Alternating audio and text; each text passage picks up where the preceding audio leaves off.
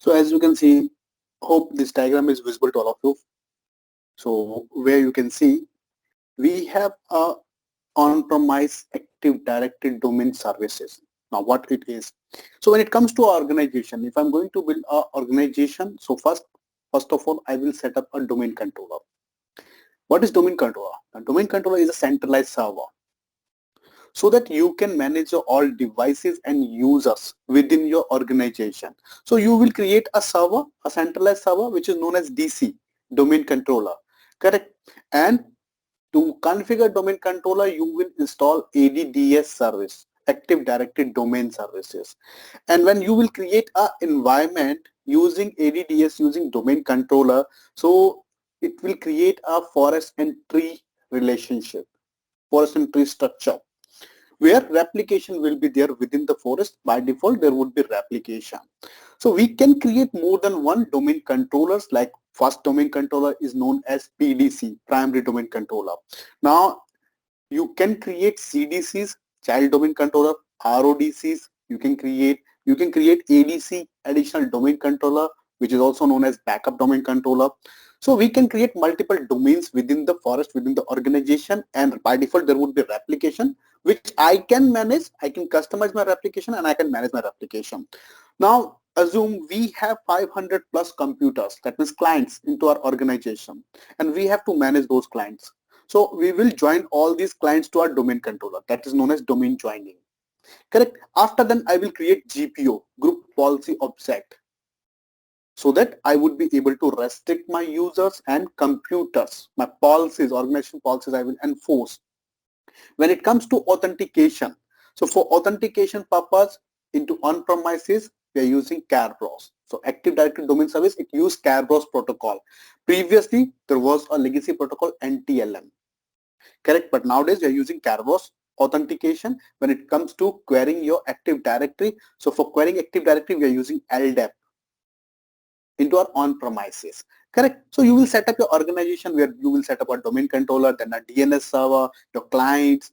There would be a hypervisor where you will create your virtual machines, where you will create your servers like Exchange server, mail server, file server, your SharePoint server, SQL database. Then if you are going to create a hybrid connectivity, you will place a firewall. And behind your firewall, you will create a VPN server, RES server, where you will set up a VPN. Now, when it comes to hybrid environment, you will purchase a subscription from Microsoft for Azure Cloud, and you will create a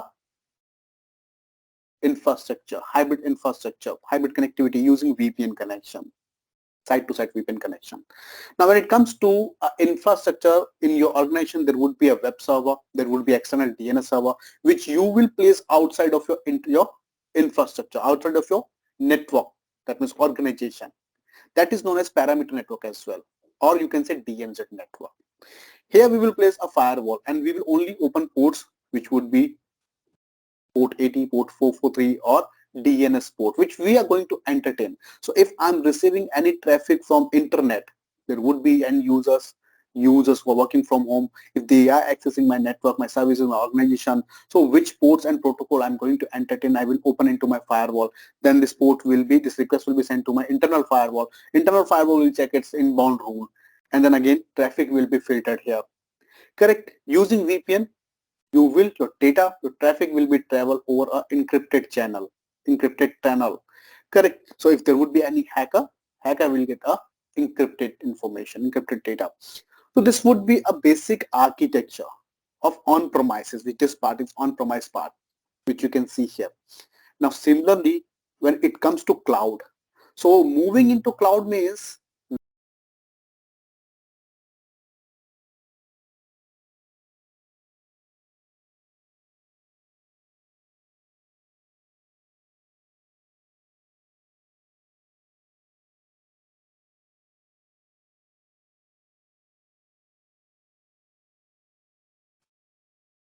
we're going to use a Azure account. So you will, let's assume I'm using an email ID abc@gmail.com. Let's assume that is my organization email ID, correct? And I'm going to now purchase a subscription from Microsoft Azure. So whenever I will purchase a subscription for my organization on Azure. So you will get a domain by default on Azure. That is known as default domain, or you can say default tenant. Default domain or default tenant, that is known as on Azure, which will be created by Microsoft Azure automatically. By default, you will get a default domain in which you will get your email ID included. So your email ID initials will be included, like abc gmail.onmicrosoft.com. So on Microsoft.com will be your suffix, DNS suffix, which will be given by your Microsoft.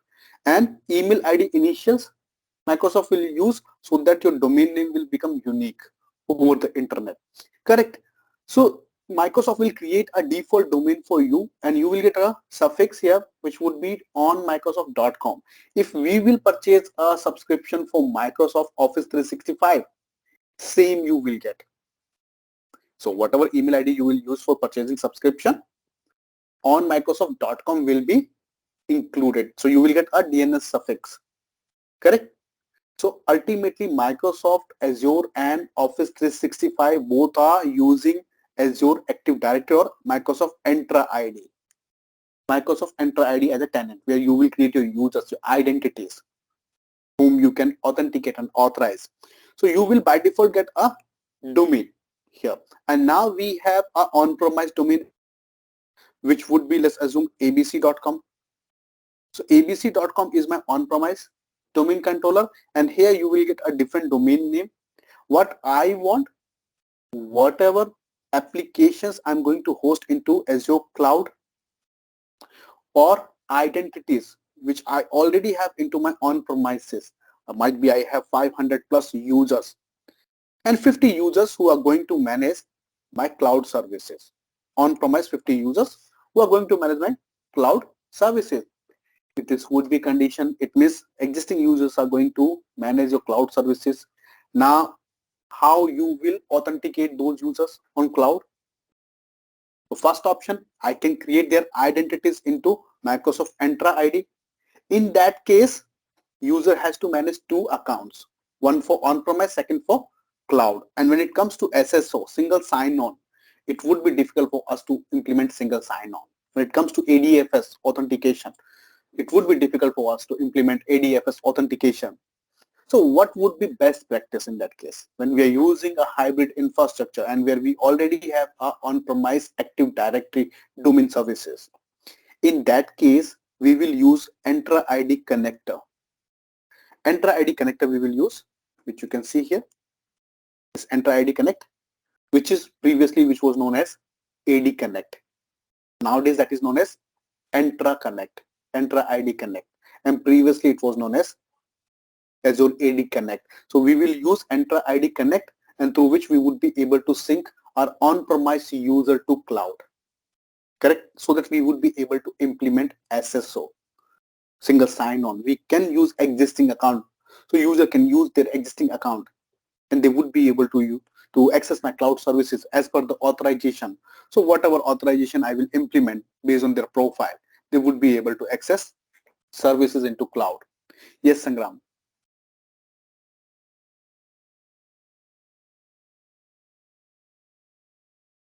Sangram, do you have any query? You raise your hand. Sorry, I was on mute. Right. Okay, no worries. My question was about in the corporate environment, we have these SSOs enabled, like single sign-on is enabled. But how about Azure then? What exactly can we differentiate into this? So ultimately, when it comes to SSO, whatever enterprise applications we are using into Azure, like Dropbox, SharePoint, CRM, correct, OneDrive, document sign. So whatever, we have third-party applications as well. So we have to enable SSO within the Azure account so that we would be able to authorize and authenticate our existing users as well as external users also, like users who would be from a different directory or users who would be external for my organization. If I have to give access to those users, I have to implement SSO, which would be different than your on-premise part. So there will be some transitive relationship between the correct, domains. Correct. Right. Yeah. Okay. So we'll add. Yeah. Correct. Thank you. Welcome. So now let's come to our part.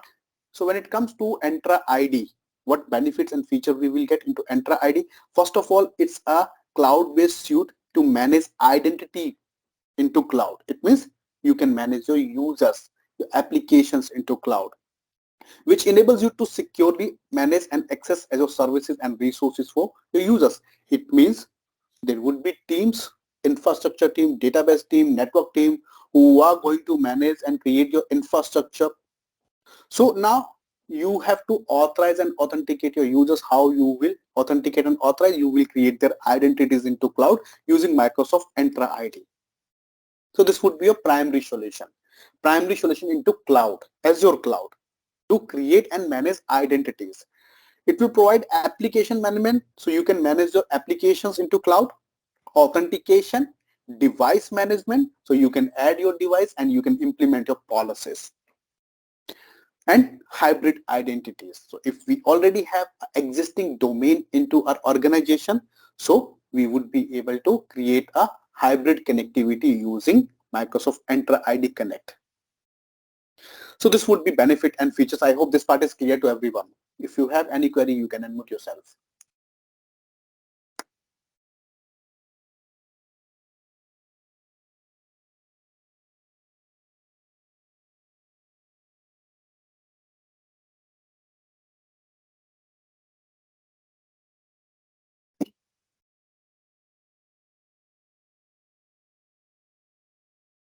Next, when it comes to cloud directory, so in cloud directory, we have few terms like identity. Now, what is identity? An object that can be authenticated. That is known as identity. So it means any kind of service principal like user, application, whom we can authenticate. Account. Now, what is account? So an identity that has data associated with it. So like there would be department, properties. So additional properties would be there. That is known as account. Microsoft Entra ID account. Now, what is Microsoft Entra ID? It means identities which are created under Azure Active Directory or under Microsoft Entra ID. So if I'm saying Azure Active Directory, it means I'm talking about Microsoft Entra ID. So user accounts or identities which are created into Microsoft Entra ID or another Microsoft Cloud service. It means I'm talking about all 365, Office 365. So if we are creating identities into Office 365, so those accounts also created on Azure Active Directory or Microsoft Entra ID. Tenant and directory. So what is tenant? So tenant is simply, it's a DNS name, it's a domain name which would be live. Correct? So a dedicated and trusted instance. A tenant is automatically created when an organization signs up for Microsoft Cloud Service subscription. So if you remember, I already explained you. So whenever we will purchase a subscription and if we will create an account on Azure, so by default, you will get a tenant that is known as default tenant and default directory. Default directory or default tenant, you can say. So additional instances can be created. If we are talking about instance, it means we are talking about a single domain. Correct? We can create multiple tenants, which are known as custom tenant. So we can create custom tenants also. Microsoft Entra ID is the underlying product providing the identity service. So when it comes to identity service, Microsoft Entra ID is the product where you will create identity and you will manage your identities. The term tenant means a single instance representing a single organization. What it does mean? It means assume I'm in a service domain where I'm offering service to multiple clients. So my organization name is ABC, correct? So my tenant will be, let's assume, abc.com, which would be my default tenant or default directory, default domain, which will be created by Microsoft Azure. Now I'm offering services to Pepsi, let's assume, to HCL, to Wipro, to Coca-Cola. Correct. So I have multiple clients whom I'm offering services. So I'm designing the cloud. And when it comes to competing organizations, Ola, Uber, HCL, Wipro, TCS, Accenture, so there would be compliance rule. You should create isolated environment for them. So how you will do that? What you will do? You will create a custom tenant. You will create a custom tenant, correct? Which will be isolated from other tenants. So whatever user accounts you will create, that is identities you will create within this tenant, they would be able to access resources and services. Outside of this tenant, there would be no visibility. So in my default account, I have 5 tenants, but users from other tenant, they will be isolated. Only I can see, just because I'm the account admin. So only account admin can see. And why? They will be isolated just because in each tenant you will get a DNS name. Like if you will create an email ID on Gmail, so you can only check your email into Gmail inbox, correct? If you have created your email on Outlook, so you would be able to see your emails into Outlook inboxes or outlook.com website, gmail.com website. You would be able to see your emails, correct? Similarly, just because both DNS names are different. Similarly, when you will create a tenant, you will get a different, unique DNS name for your tenant. And users which you will create, they will get your suffix like pepsi.com, assume. So whatever user I will create, like user1. So user1 @pepsi.com, this would be the suffix. SCL. So user1 @SCL. This would be the suffix for SCL user. So domains will be different. Pepsi.com is a different domain. SCL.com is a different domain. So it means I can only log in into Pepsi.com tenant. I'll show you practically, correct? Hope the basic idea is clear. When we are talking about domain, it means we're talking about the DNS name. And when we are talking about a DNS name, it means we're talking about an isolated, unique name, correct? Now, Azure subscription. So what is Azure subscription? Azure subscription means, if you remember, if we will create any resource, any service into cloud, we have to pay just because it's a pay-as-you-go environment, correct? Now, how my service provider will meter my resource utilization and how I will get a bill. So basically, you will get a billing boundary that is known as subscription, where you will receive your bill. Correct? That is known as subscription. So if you have a valid subscription, you would be able to create resources under Azure Cloud. Otherwise, you cannot create resource. To create resource, to use Azure services, you should have a subscription. If you do not have any subscription, you cannot create any resource. I hope this part is clear to everyone. This slide is clear to everyone. If you have any query, you can ask a question.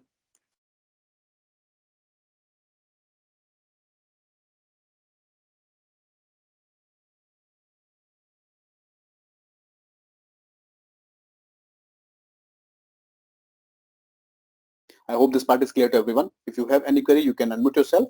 Otherwise, please use reactions. Correct? Yes, Noshad. Sanjay, can you go this tenant directory once again? Tenant directory, correct? Yeah. So let me show you practically, correct? Yeah. So that you can understand this. So this would be my Azure account, which you can see, which I created. So whenever you will create a Azure account, right hand side top, if you will see, let's follow my cursor, right hand side top, you can see I'm under my default directory. So when it comes to default directory, it means I'm talking about a domain, correct? How we will check? So in search bar, as you can see in center, we have a search bar. If I will search Microsoft Entra ID, you will get a stencil here, service here. Click on it, and you will be redirected to your default directory, which you can see, correct? And whenever I will redirect it to my default directory, as you can see, I will get a name here, a domain name, which you can see, primary domain name, correct? This domain name is known as tenant, correct? This domain name is known as, this DNS name is known as tenant. And if you will check my email ID from right hand side top, so my email ID initials are included into this domain name. Sanjay saying MCP live.onmicrosoft.com. Correct? That is known as domain or tenant. So you can say domain, directory or tenant, all are same. I hope that is clear.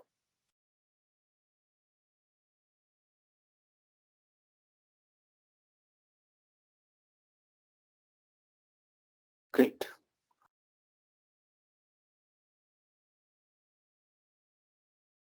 Next, comparing your Entra ID with Active Directory domain services.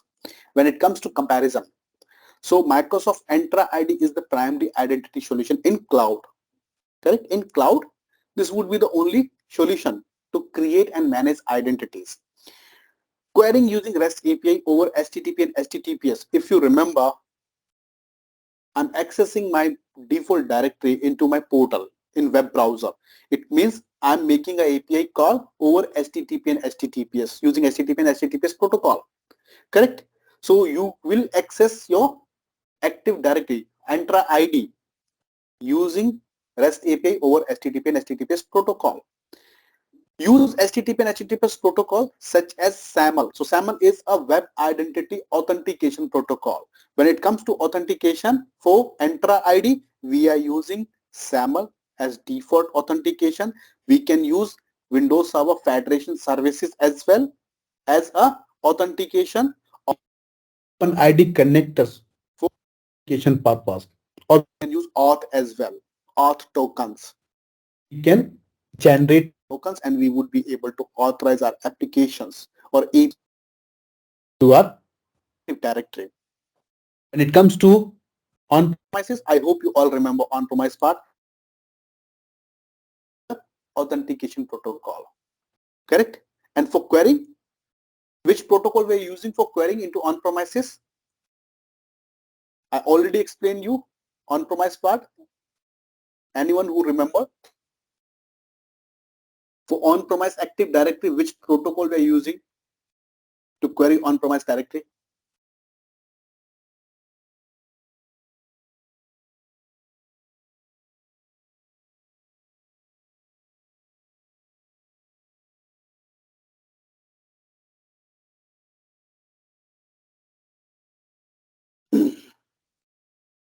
So Kerberos we are using for authentication purpose, and for querying purpose we are using different protocol. Correct? So Kerberos is authentication protocol. So into cloud we are using SAML as a default authentication protocol. Into on-premises we are using Kerberos for authentication. When it comes to querying, in cloud we are using HTTP and HTTPS for querying. And into on-premises we are using LDAP protocol, Lightweight Directory Access Protocol, LDAP protocol. Correct? So remember, just because when you will switch your job or if you are going for an interview, definitely you will get questions on that. Correct? So when it comes to querying, so querying into on-premises we are using HTTP and HTTPS protocol. To cloud, for cloud, to query your cloud Entra ID, we are using HTTP, HTTPS protocol. When it comes to on-prem, so for on-prem we are using LDAP protocol, Lightweight Directory Access Protocol, to query on-prem Active Directory. When it comes to Microsoft Entra ID authentication, default authentication protocol is SAML. I can configure Windows Server Federation as well, or I can configure Open ID connector or auth as well. I can use, like if I'm using, when it comes to Active Directory or when it comes to Microsoft Entra ID, we have two types of directories, B2B and B2C, business to business and business to customer. Any idea what is B2B?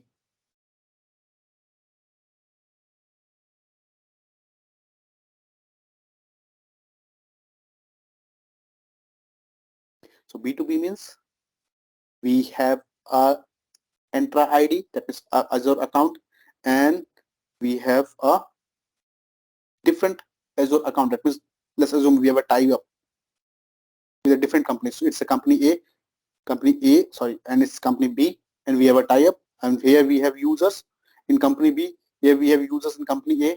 Now we have to authorize user B to access our resources. That is called B2B scenario, business to business. So Active Directory business to business. B2C means business to consumer, customer, where we are not using any directory. So we will use third-party identity providers like Facebook, Instagram, Twitter, LinkedIn, Microsoft, Gmail. Correct. So Facebook will authenticate users on our behalf. That is called third-party identity providers. We will use identity provider into B2C, business to customer. Microsoft Entra ID, users and groups are created into flat structure. So there would be no tree and forest and tree kind of structure relationship into Active Directory. If you remember, all domains, all tenants are isolated. Correct? Within the account, all tenants are isolated from each other. But into on-premises, if you will create multiple domains and you're creating users, all users would be able to sign into other directories. Just because there would be a forest and tree relationship, there would be the application by default. There are no organization unit. So no OU concept is into your cloud. There is no group policy object. So there's no GPO into cloud. So you will not get GPO, you will not get organization unit. You will get users and groups which will be created into flat structure only on your tenant, within your tenant. So this would be comparison between on-premises and Microsoft Entra ID. Hope this part is clear to everyone. If you have any query, you can ask a question.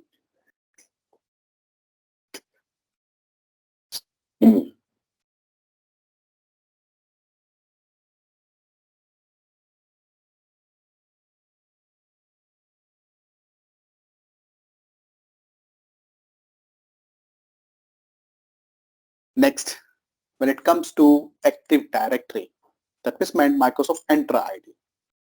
Microsoft Entra IDs. So if you remember, if I'll go to my portal, let me go to my portal.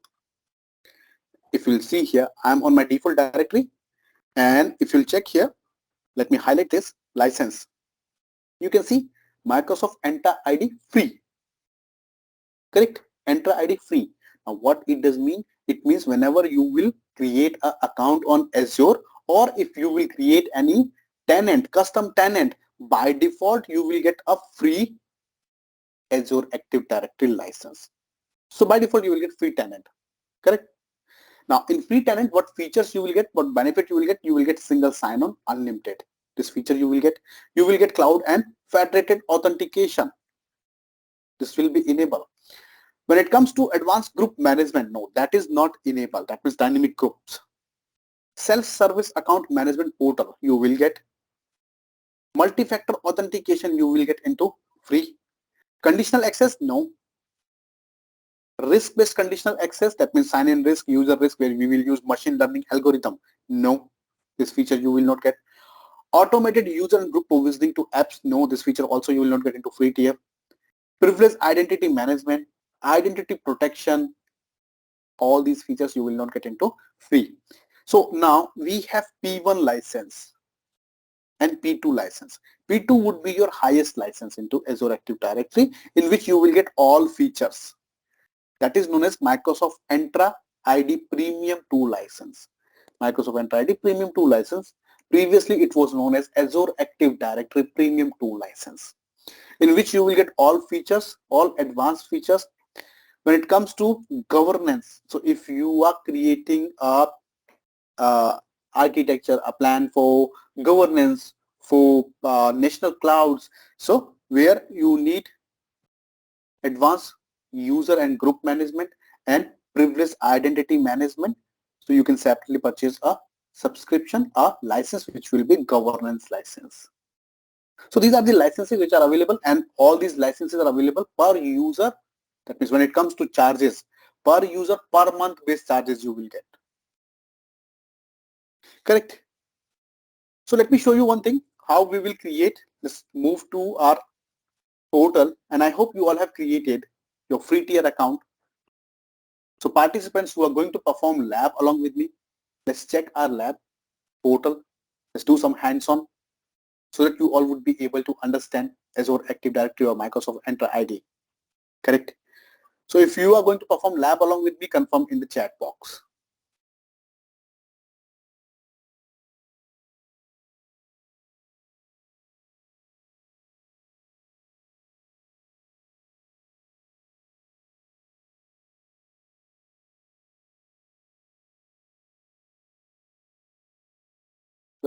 Pratmesh is going to perform lab along with me. Soumya, what about others?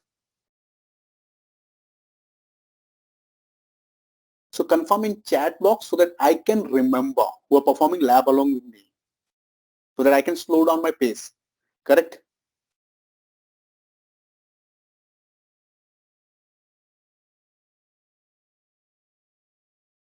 Three participants. Okay. Yes, Naushad. Sanjay, actually, I was trying to this open this account. There is a message is coming. You are not eligible for an Azure free account. Okay. And which credit card you use? Debit card I am using is this UAE. Oh, UAE. Okay. So So might that's be right. your debit card is not supported. So if you have any credit card, I No, would I'm not request you. using a credit card. So I have only this debit card 2, 3. So until unless I'm not using a credit card. So that's right. If you will help, you will share any account so I can manage it. Either I will spoke with OS or other guys. You can check with our support team if they can provide you. Okay, because there's options they are providing on this go for price. So it should we go or not to go? Go for Because price there is means charges. it would be Pay, again pay, monthly. Yeah, correct. Pay account. yes, right. Yeah. So where you So will very receive a monthly bill. yeah. And in that case, you need to be careful just because whatever service resource we are creating, we're Let going me to check create you. with the support team. Okay, if they can Yeah, provide definitely. anything as, for the time being for the temporary account, so I can manage it, right? Sure. Please check with our Might be. support. Yeah. Okay. Thank you, Sanjay. Thank you. Yes, Sangram. I also need something like that. What exactly Naushad asked for? Because I have a production environment account and it did not let me create a personal one. Correct. Because So you're using your official account, correct? yeah, I will have to, but I wouldn't be able to mess up with a lot of things because I'm managing the costs also into Azure, where I'm using the power management. Earlier I used Park My Cloud, but now it's actually retired. So Park My Cloud is initiated, but if I create something, then that shouldn't add to the costs. That is the problem. Yeah. So I would request all of you to create a personal free tier account. Otherwise, there would be escalation. Right. Yeah. So please check with our support team. Correct? I think I'll talk to the support team about Okay. it. Okay. Right. Yeah. Thank you. Thanks.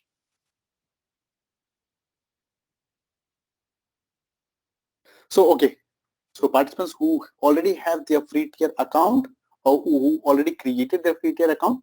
So let's check what you will do. First of all, you will. Hello. How do you get to the screen? I created a free tier account, but how do you get to the screen here, the default directory screen? Yes. One second. Let me type a URL into chat box.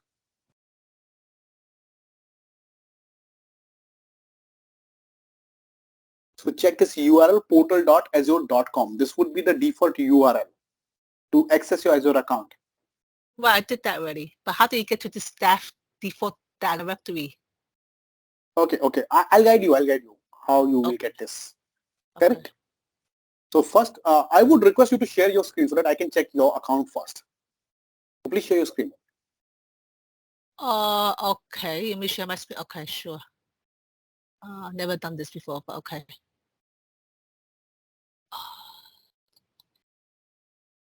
Okay. Am I sharing my screen now, or I'm not even sure? Dashboard. Okay. Share. Okay. I'm sharing my screen. Yeah, it's visible to me. Yeah, that's okay. So now I'm going to share my screen and I'm going to guide you from my screen, correct? So Okay. simply you need to follow the steps. Oh, okay. I have to go to your screen too. Yeah. So first of all, let me explain you about this UI, correct?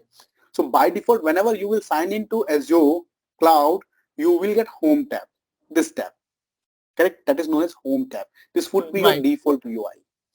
Now, left-hand side, and I would request you to mute yourself, please. Listen carefully now. Okay. So when you will sign into Azure portal, by default, you will be redirected to Home tab, which is your default UI. Now left hand side top corner. Left hand side top corner, you will get 3 tiles. That is your menu bar. If you will click on 3 tiles, you will get your menu bar. Correct?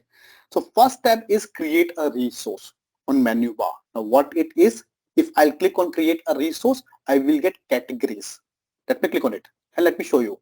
So if you will click on create a resource, so left hand side you will get categories like AI, ML, analytics, blockchain, compute, database, networking, IT management tools, media, migration, correct? So you would be able to see there are lots of categories. Now based on my requirement, based on my expertise, I will select my categories. Like if I'm an infrastructure admin, so I'm going to manage compute, database, or DevOps tools, or networking. So based on my requirement, I will select one tool, one category, and if I click on any category, in center I will get options where you can see I will get resources, which would be under compute. Now those resources which you will get here, you will get resources which are provided by Microsoft, as well as you will get marketplace resources. Marketplace resources means third party, where you will get third party resources. Like if I need a SQL database, pre-installed SQL database, if I need WordPress application, pre-configured WordPress application, if I need checkpoint firewall, if I need Cisco ASA firewall, correct? So you will get third party resources as well, which you will get from marketplace, where Microsoft is having tie-up with third parties also.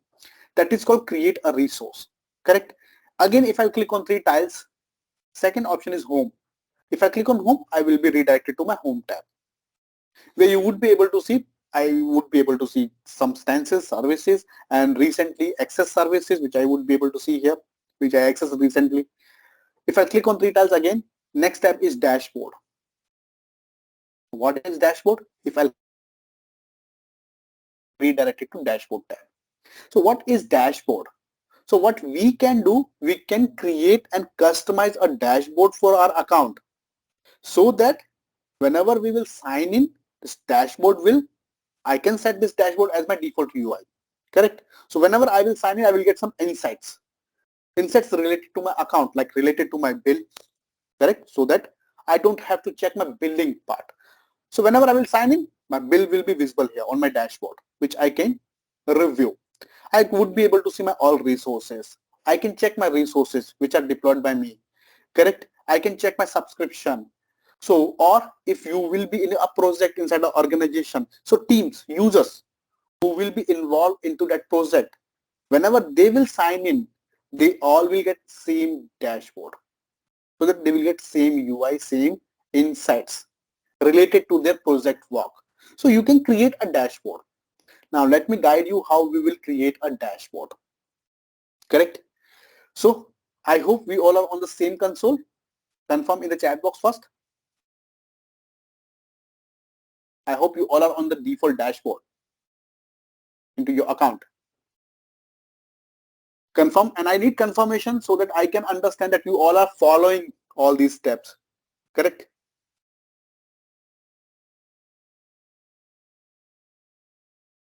Now, how you will create a dashboard, as you can see, follow my cursor, left hand side you can see there's a tab create. Under dashboard, there's a tab create. So you will click on create. You will be redirected to custom dashboard tab, where you can see you will get some templates. Template for Azure Inventory, Cosmos DB, Application Insight, IoT Hub, and other templates you will get here. If you need same template, you can use this template. Otherwise, you can create your custom dashboard as well. So assume I'm going to create a custom dashboard. You can click on add custom. So whenever you will click on add custom, there would be one dashboard which will be added here. Dashboard name will be my dashboard, which you can change. Like I'm going to change a demo. You can change your dashboard name as per your requirement. After then, right hand side you will get tiles gallery, where you will get default tiles, which you can see here, like matrix chart, resource groups. So I can add any tile. Let's assume I'm going to add resource group tile. So select resource group, click on add. It will be added here. Let me select all resources tile. It will be added here. Let me select clock. It will be added here. So you can select your time zone, time format. So there are few tiles which are available here, correct? But might be your requirement will be different. You have to add SQL database, virtual machine, IoT hub, DevOps, which are not available into tiles gallery, which we can add later also. So first you can add your tiles from default tile gallery. After then you can customize size so that you can resize your tiles. Let me show you. So right hand side top corner of your tile, right click and then select your size like 4x2. Then drag and drop. Customize your size based on your requirement.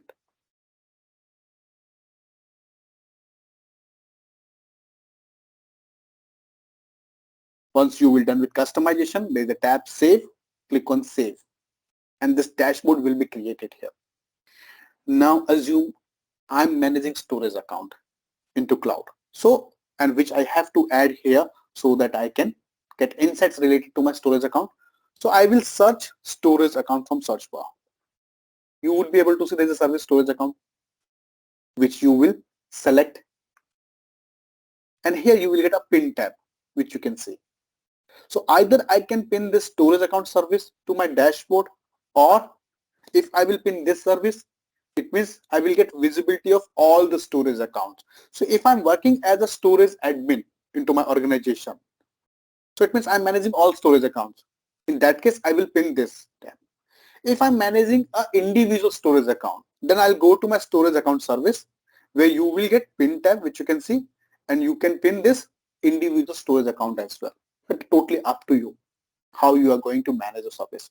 So assume I'm a storage admin, so it means I'm managing all storage accounts. I'll click on this pin and where I will select my dashboard, which dashboard I'm going to use for this service, demo or my default dashboard. I'm going to select demo. We have two categories here, private and shared. Private means individual dashboard, individual user dashboard. Shared means, if you remember, we can create a dashboard for a team where this will be shared among multiple users who would be involved in the same project. We can create a shared dashboard as well. I'm going with private right now. Click on pin. So now this service will be pinned to your dashboard. You can go back to dashboard service where you would be able to see storage account is pinned here, and I'm able to see one storage account which is created under my account, and that is my account kind. That's how simply you can create a dashboard. So till here, I hope this part is clear to everyone. If you have any query, you can ask a question. Or if you're stuck on any step, if you're following lab along with me and if you're stuck on any step, let me know. I'll help you to complete your task till here. So confirm if you all are done.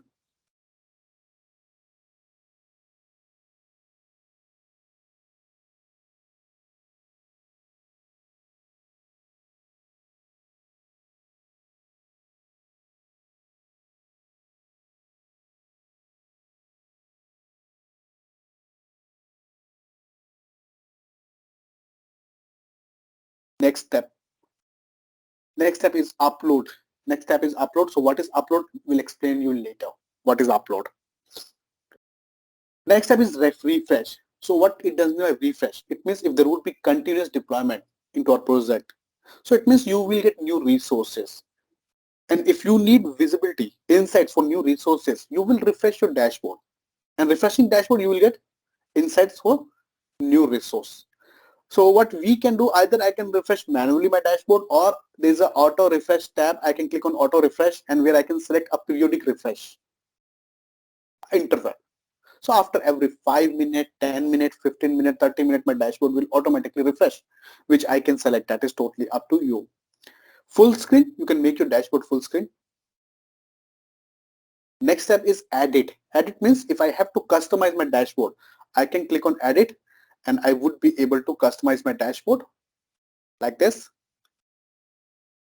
Correct? And after that, I will save my dashboard again.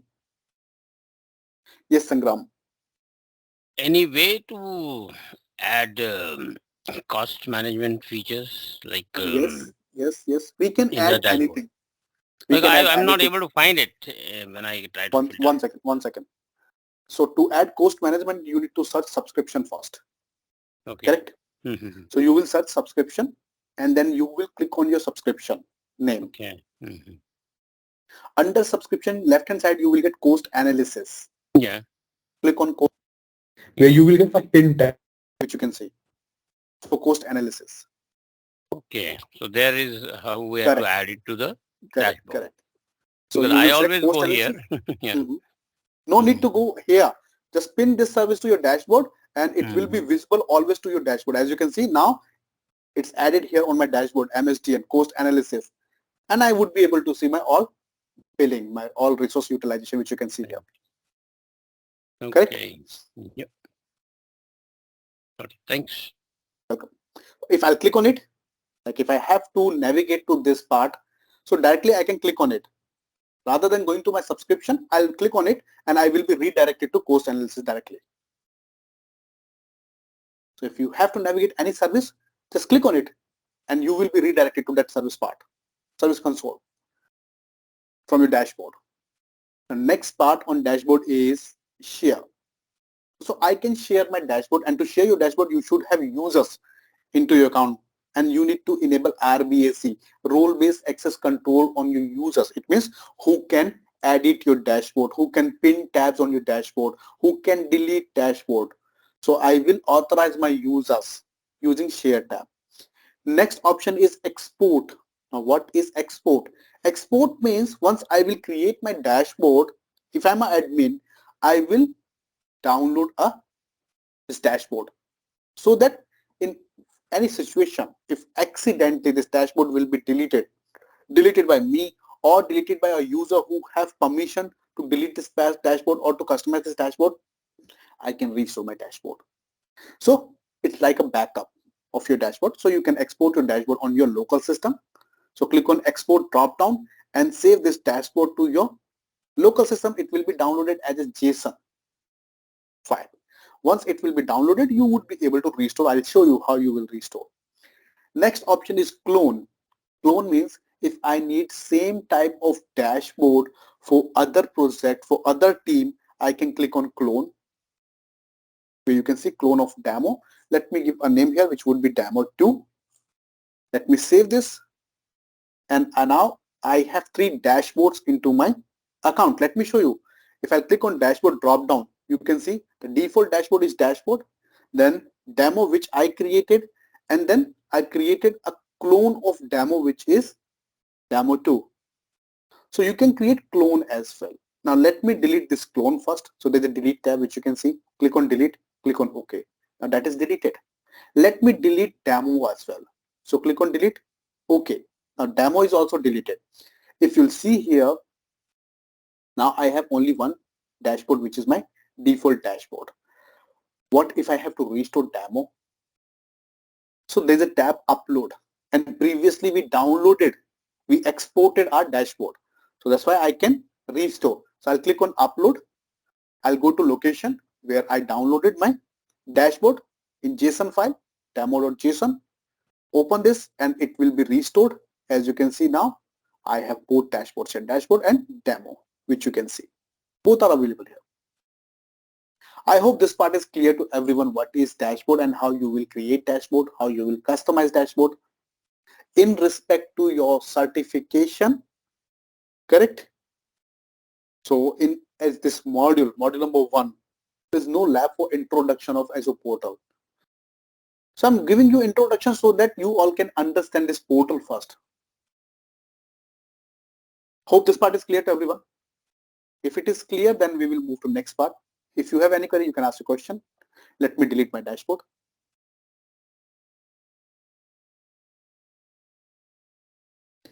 Left hand side, what about participants who are performing lab along with me? Pratmesh, Soumya. Hope you're done with this. And Arka, I hope this part is done. Yes. Okay, okay. So left hand side, if I click on 3 tiles, you can see next tab is all service. Now what is all service? All service and create a resource. It looks like same. Let me show you. If I click on all service, Again, I will be redirected to a tab where you will get categories. Left hand side, you will get categories, same categories: AI, ML, analytics, compute, containers, database, DevOps, correct? Now, how this is different than create a resource? So in all services, you will get services which are provided by Microsoft. It means you will not get marketplace services, third-party services. Here you will get only services which are provided by Microsoft and services which would be in beta, that means preview. So left hand side, if I'll select any service like any category, compute, you would be able to see I will get here infrastructure as a services which are provided by Microsoft, PaaS resources which are provided by Microsoft, high HPC services which are provided by Microsoft, microservices which are provided by Microsoft. Correct? So I can choose any service and I can utilize any service. Services which would be in preview, or that is known as beta services, which you can see here. So you would be able to see preview services as well, beta services as well. So you can easily navigate to Azure services by clicking on all services. Correct? Now next tab is favorite tab. Now what is favorite tab? Favorite tab means resources, services which I'm accessing frequently. So by default, you will get few services which would be added into this favorite tab. Now resources and services which I'm accessing frequently. So rather than going to your category, you can add those services into favorite tab. And how you will add? So as you can see, I'm under all services and I'm under in compute section. In compute section, let's assume availability set. I'm accessing availability set frequently. So just place your cursor on availability set. You will get one pop-up here where you can see one star. So click on this star. Now this service is added into favorite tab. Let me show you. If I click on 3 tiles, let me scroll down to favorite tab. As you can see, availability set which is added into favorite tab. If you want to remove, so under favorite tab, move your cursor to your service. Again, you will get a pop-up. Remove this star. Uncheck this star, correct? Service will be removed from your favorite tab. So that's how you can add and remove service from favorite tab. I hope this left hand side menu bar is clear to everyone.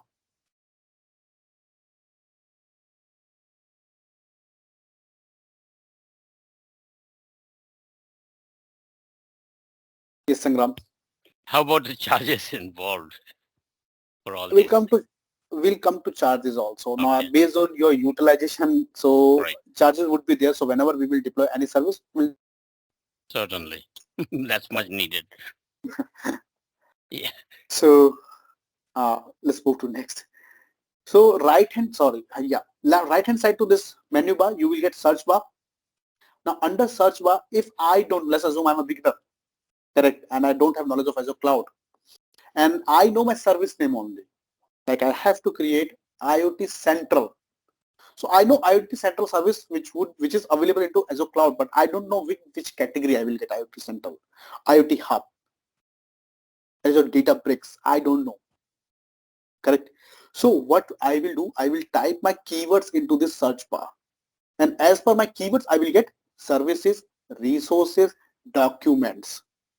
So you will get documentation as well. You can read documentation. If you have to read documents for any service, you need to type your keywords here and you will get documents link as well. Assume I have to access virtual machine and I don't know virtual machine comes under into which category in Azure. So simply type here virtual machine. You, based on your keyword, you would be able to see output. Under services, we have virtual machine, virtual network, correct? So you can select your service here. You would be able to see marketplace services. You would be able to see documentation here.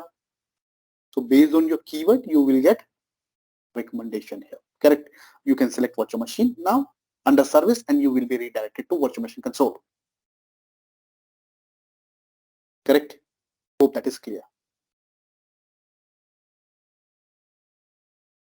I hope this search bar is clear to everyone.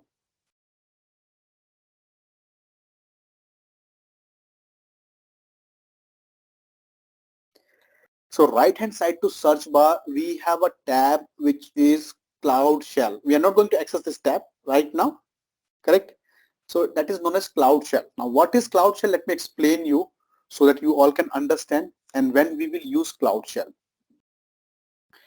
So assume this would be cloud, Azure Cloud.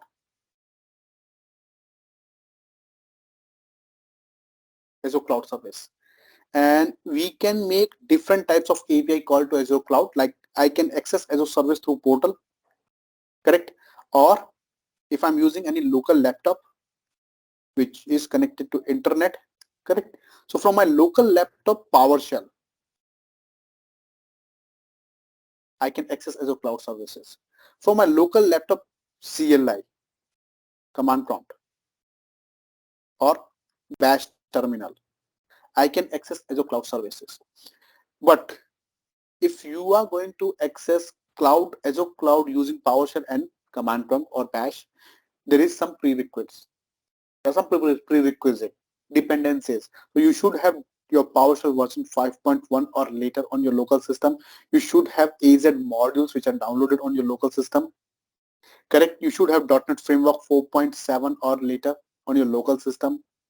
You should have 64-bit operating system for PowerShell. Correct? And when it comes to PowerShell you will get into, if you are using client like Windows 10 or 11, so you should have professional or enterprise version in which you will get PowerShell by default.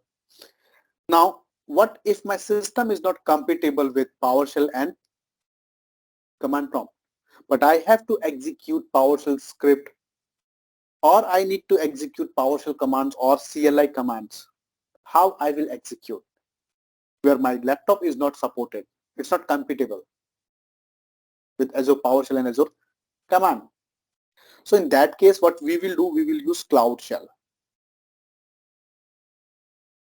Cloud Shell, which you will get into your Azure account, Azure portal. It's a browser accessible shell. What it does mean by browser accessible shell? It means it will be open into your browser, Cloud Shell. And whenever Cloud Shell will be open, you will get two terminals, Bash or PowerShell.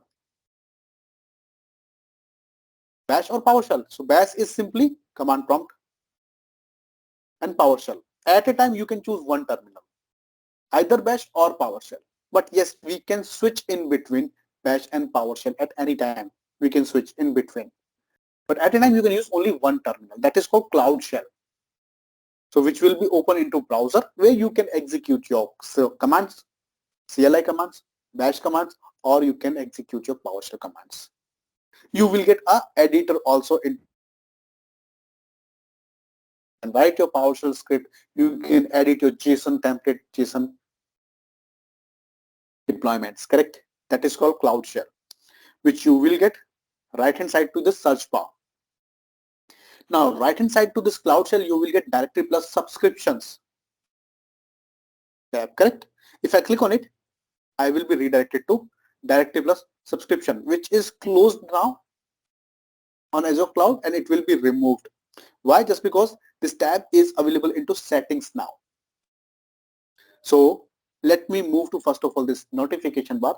Let me explain you. Next tab is notification.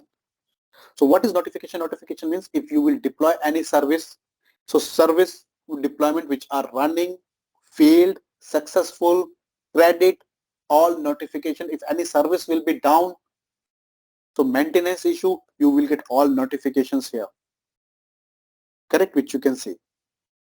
So you will get all notifications here. Now right hand side to notification, you have settings tab, where you would be able to see first tab is directory plus subscription, same tab, this tab is added under in settings now. Directory plus subscription, where you would be able to see subscriptions, that means your billing account. So you can purchase more than one subscription for your organization. And why we will purchase, we'll discuss in module number 2. Module number 2, where we will discuss about subscription part. So we can purchase more than one subscription. As you can see right now, I have only one subscription, which is MSTN, enterprise subscription, correct? When it comes to directories, directories means what it does mean by directory, any idea?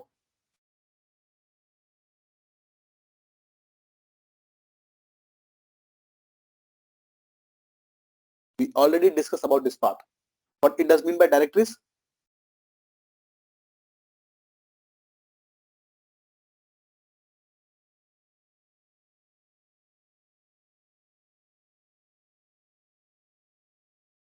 Any idea? Any guesses?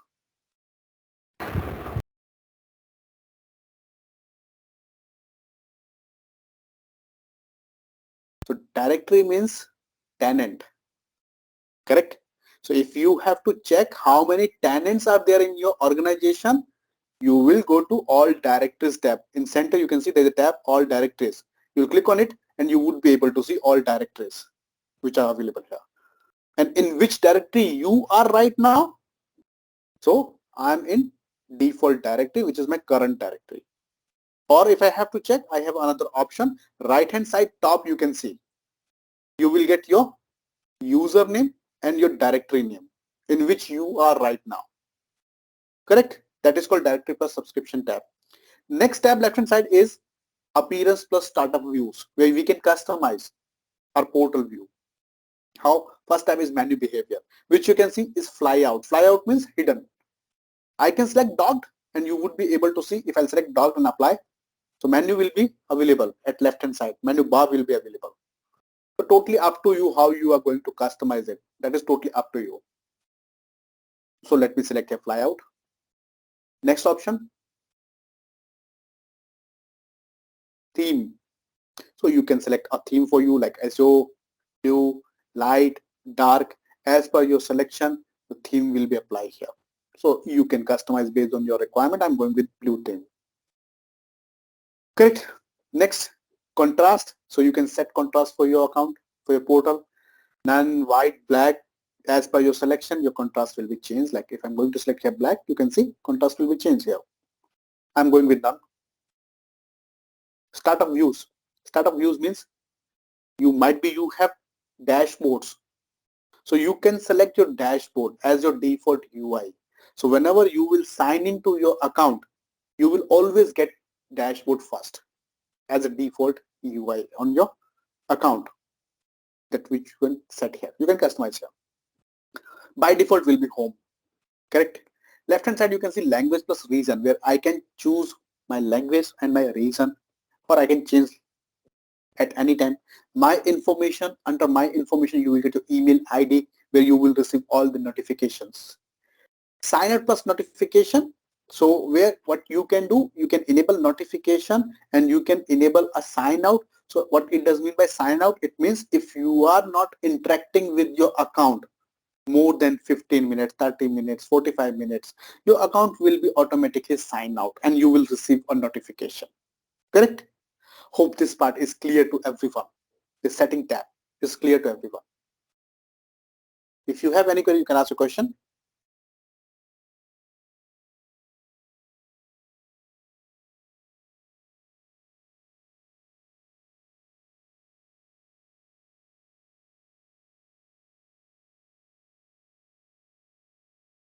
Next tab is help tab, where you can see question mark. It means help, where you would be able to see events. Events means if any service which will be down, if there would be any service event, you would be able to see here. Right now there is no service down in any reason.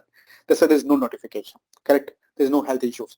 Next is ask the Azure community. What it does mean by ask the Azure community? It means you will be redirected to Microsoft Azure community page, where you can post your questions if you have any query, if you're facing any issue in any service. So you can post your questions and you will get answers from experts. Explore Azure documentation. So you would be able to read all Azure documentation. You will be redirected to Azure documentation page. Billing FAQs. If you have any query related to billing part, you can click on billing FAQs, where you will get all the questions and answers related to billing. So Sangram, this will help you. This link will help you. Correct? Next, quick start center, where you will get all the templates. If I have to create, if I'm facing any issue into Azure, technical issue, subscription related issue, billing related issue, correct? So what I can do, I can create a ticket here based on my agreement. It means you have to purchase help and support separately.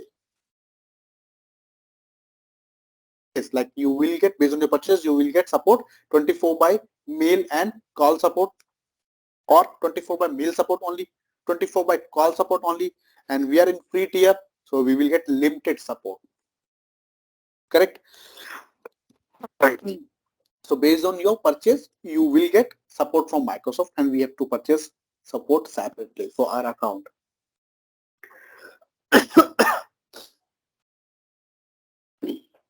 Sorry.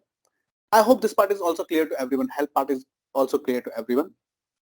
Now, right hand side to help, we have feedback tab where you can give a feedback to Microsoft about your experience about this portal.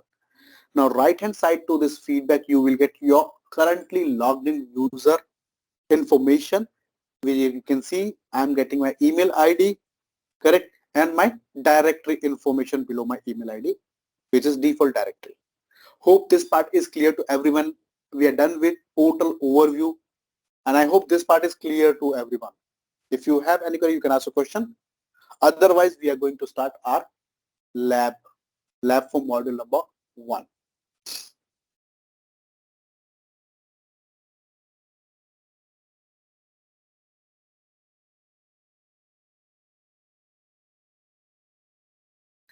I would request all of you to use reactions to confirm, correct. Again, we need to make this training interactive, and I can understand at least.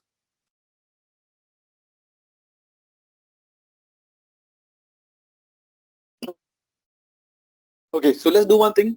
Before going to start our lab number 1 for module, we're going to start our module number 1 lab. So first of all, you have to click inside the search bar, and under search bar you will type Entra ID. So you will get a service here, Microsoft Entra ID. So whenever you will sign into your account, by default you will be signing to your default directory, correct? If you have to manage your default directory, or if you have to create custom tenant, you need to search Entra ID, Microsoft Entra ID. So search Entra into search bar, you will get a service, Microsoft Entra ID. Click on it and you will be redirected to default directory. So participants who are performing lab along with me, if you all are done with this step, confirm so that I can guide you next step.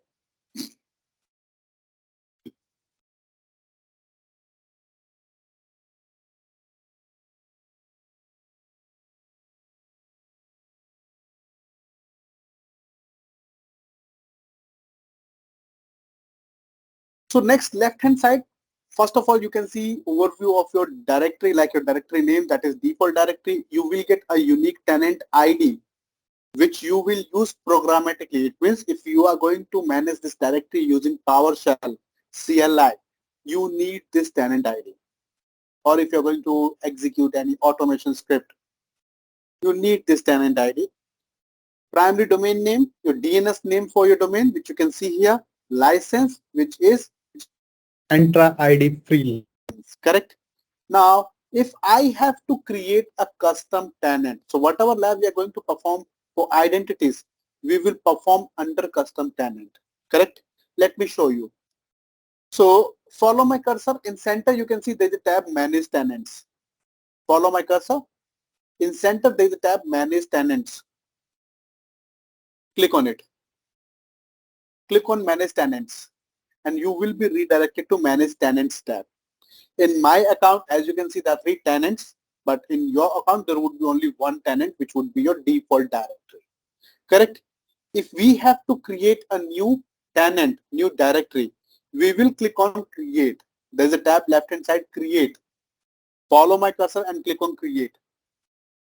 And you all will be redirected to Create a Tenant tab. Once you all will reach to this tab, confirm.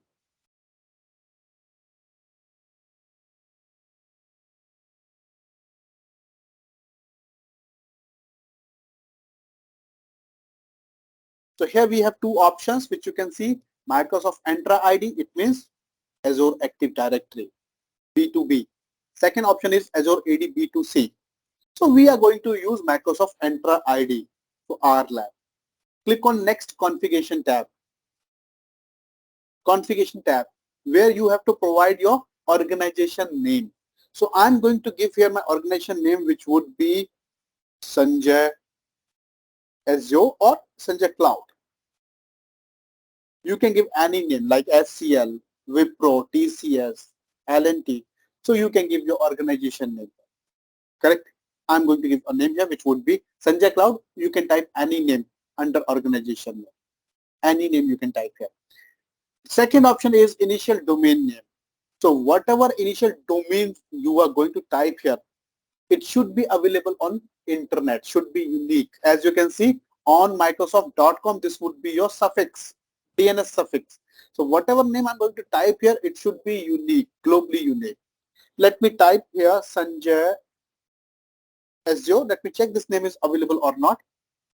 So Sanjay Azure on Microsoft.com. No, that is not available. No worries.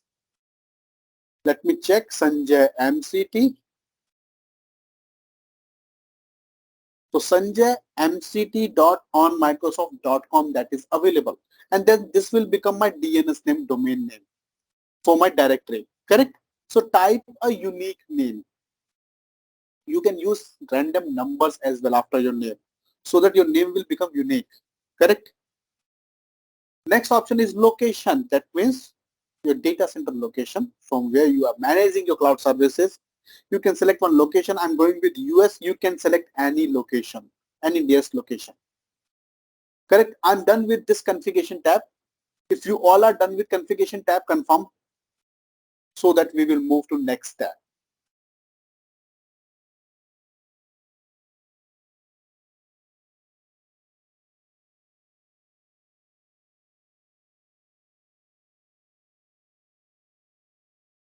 Next tab is review and create. So click on review.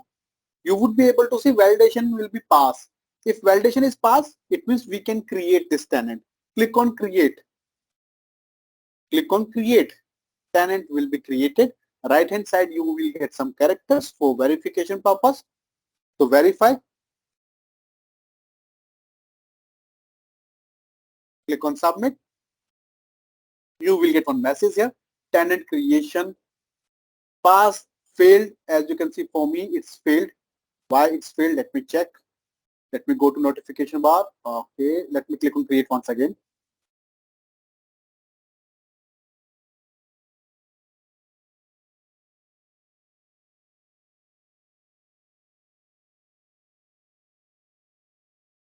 Failed. So might be my DNS name is not available. DNS name which I used here might be it's not available or might be used by someone else. Correct? Okay, no worries. Let me go back to configuration tab and let me change my DNS name. And let me open a duplicate tab. Let me cross check. I hope your tenant creation is in progress. You all are getting one message. Tenant creation is in progress. Correct? Confirm.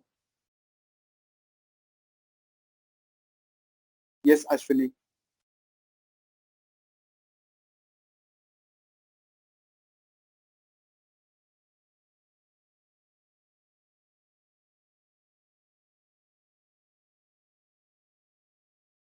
Okay, so let me change my name to Sanjay Azure Cloud on Microsoft.com.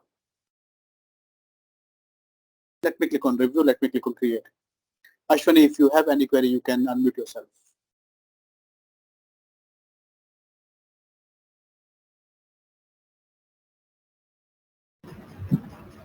Hello, good evening, sir. No query as of now from my end. Actually, I just want to say that sorry for the delay today, as I have some P1 issues for the majority application not syncing. So that is why I just want to say. No worries, no worries. I would request you to go through with recorded session. Sure, sure. So I'm just still waiting for the LMS mail for the protocol. You will get. Sure, sure. Thank you, sir. Thank you.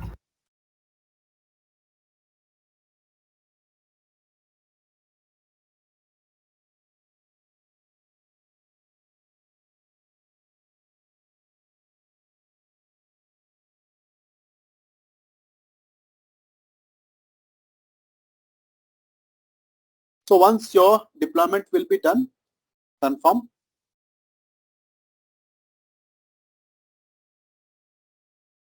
Confirm in the chat box. Let me type again here. Sanjay Cloud. Domain name Sanjay SEO Cloud. Let me click on review. Let me click on create. It will be created. Let me confirm.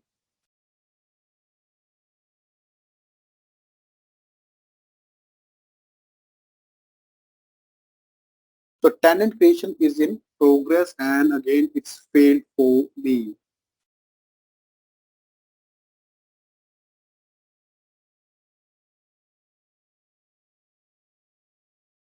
So if you're using same name which I'm using, I would request you to do not use same name.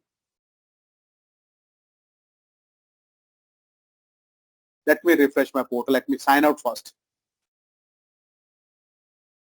And let me Doesn't it show why it failed? just it will be fail only for this DNS issue. Just because of DNS. There's only one issue. Okay. Also, there is a notification tab over there. So that So by notification there we doesn't can show much clearly. No, in notification related to tenant, related to tenant, in notification you will not get much information. Correct? Exactly. If your validation is passed, so it means only DNS name which will be conflict. That is the only issue. Yeah. So might be what happens, sometime what happens, participants, they use the same name which I'm using, which validated. Correct? Exactly. So in that case, my validation will be failed. No worries. Let me use different name. So let me go to manage tenants tab and let me click on create tenant.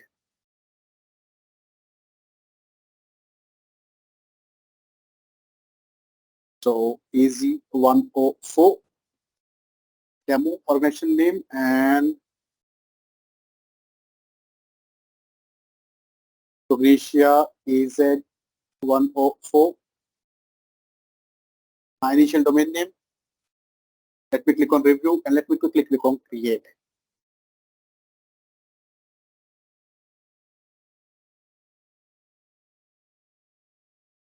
What about others? I hope you all are done with tenant creation. Your tenant creation is done. No, I'm also stuck in the captcha part. I'm doing. Okay. So you're getting a captcha error, correct? Yes, yes.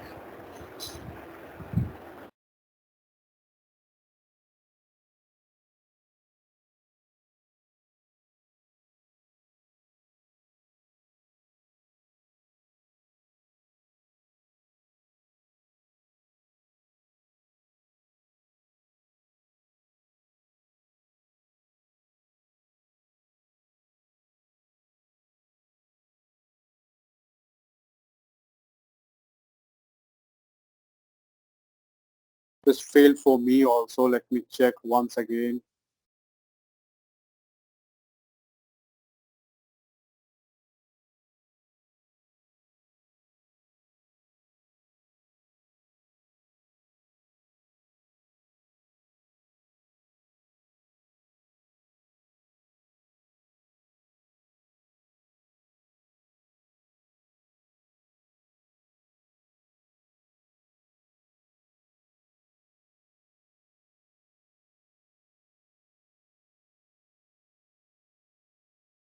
Let me try in incognito.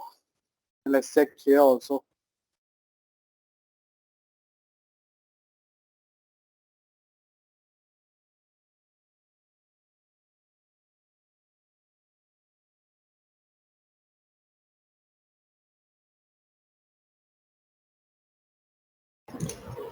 I think incognito it will work because I haven't just faced this issue. Might be I from the starting point of view. Initially, I have just tried to create this tenant in incognito because in my earlier window there are existing my organization tenant login is there session. So that is why. So what happens sometimes, just because in your browser there would be caching issue, and just because of Exactly. caching, sometimes you will get error while creating your new tenant, just because Microsoft recently changed this name, Azure Active Directory. Correct. So, and caching issue also. So that's why if you will try into incognito, it will work. Let me check into incognito also.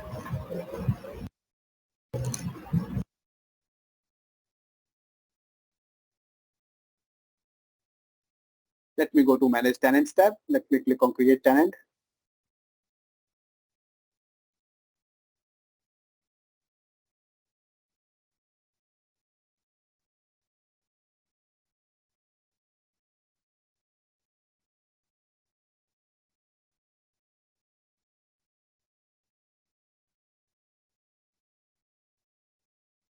Review and create. Let's check here.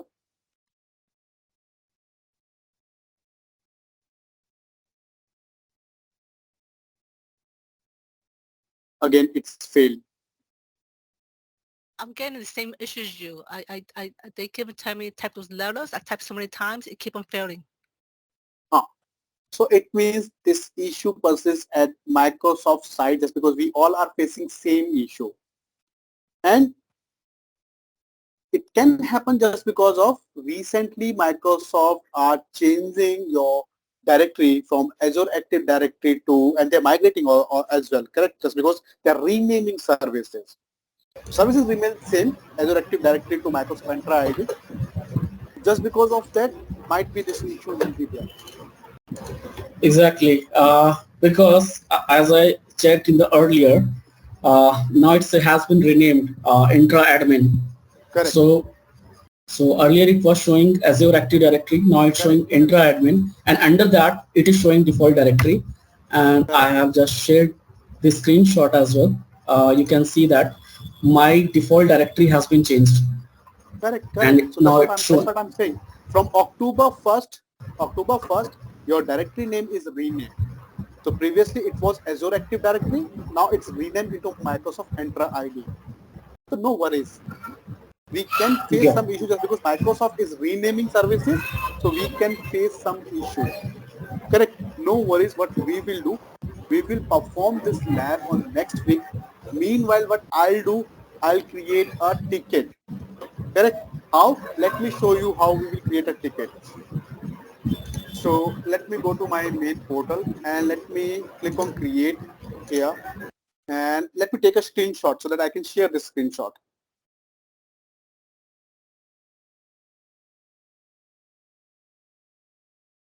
So we are facing this issue. Now we need to take a screenshot of issue, then go to help tab, click on help and support, and create a ticket.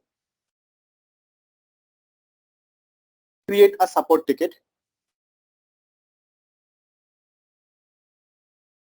Issue type related to billing, service and subscription, subscription management, or technical issue related to Azure services. So let me check which option we will select. Billing, there is no issue related to billing. Service and subscription limit, no. Let me select technical here. Technical for which subscription? So we have to select right now subscription here. Service for which service? Microsoft Entra ID service, which you can see here. Azure Active Directory, select the service.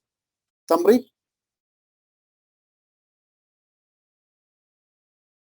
Not able to create. Microsoft Entra ID.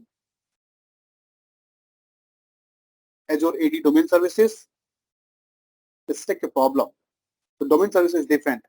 But select right now just because when we will get a option where we will discuss with professionals, we will get a support just because there is no option right now in free tier for Active Directory domain, for Entra ID in free tier. We have to purchase. So let's check here, user sign into domain, enabling, disabling domain services. Let's select enabling and disabling domain services, click on next. You will get some recommended solutions which you can avoid.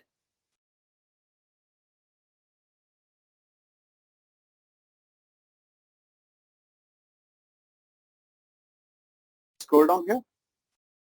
You can run diagnostic test as well. So click on run diagnostic test.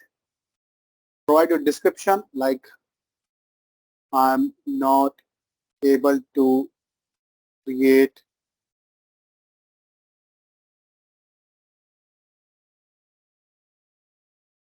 Entra ID.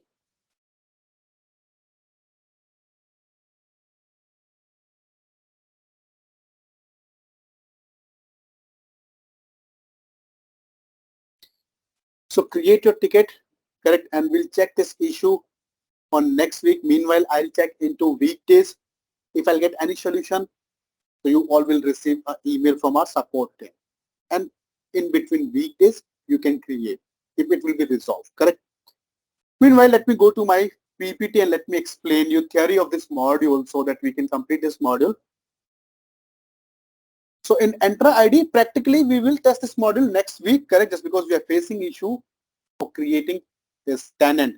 And we are facing this issue just because of Microsoft service rename.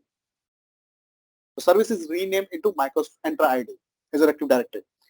So next feature which you will get into Microsoft Entra ID, that is known as self-service password reset feature, which is known as SSPR. What it is? So into your organization, there would be management critical accounts.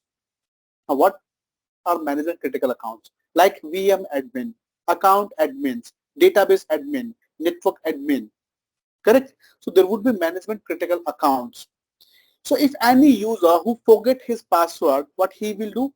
He will raise a ticket to our IT support team. Correct? He will create a ticket to reset his password, where it will take some time to reset his password. But when it comes to management accounts, they need immediate solution. What we can do, we can enable this feature SSPR, which you will get into P1 and P2 license, Premium 1 and Premium 2 license. I'll show you how we will enable this license, Premium 1 or Premium 2 license. I'll show you how we will enable. Once it will be enabled, we would be able to use this feature, SSPR, self-service password reset feature. Correct? So using this feature, we would be able to allow our users to reset their password by on. But how they will reset their password? As you can see, let me remove these lines. So now you can see there are few methods which are similar to your MFA, multi-factor authentication. Similar to multi-factor authentication, where you can see authentication method we need to configure. Like user can use a mobile app code, like we can use Microsoft App Authenticator, Google App Authenticator, and we will authenticate ourselves. We can use email where we will receive a code. We can use mobile phone where we will receive text message. Correct. We can use security questions where you can set how many questions user need to verify, 3, 4, 5, and you will set your questions and answer will be provided by users. So you can create your authentication method. You configure your authentication method based on that. User will set up MFA, multi-factor authentication, and if user forget his password, he would be able to reset password by using any method. That is called self-service password reset feature into Entra ID. Hope that is clear to everyone. If you have any query, you can ask a question on that.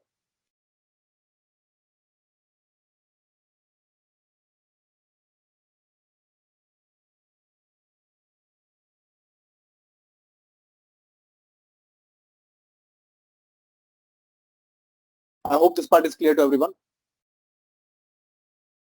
What is SSPR?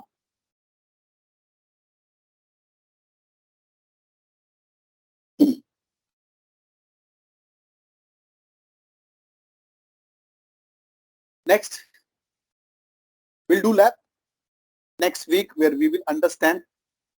Correct. So sandbox environment means what? If you will purchase Microsoft online lab where we have some cost.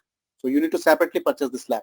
That is known as sandbox environment, where you will get steps which you have to perform and you would be able to perform, you test your lab. Correct.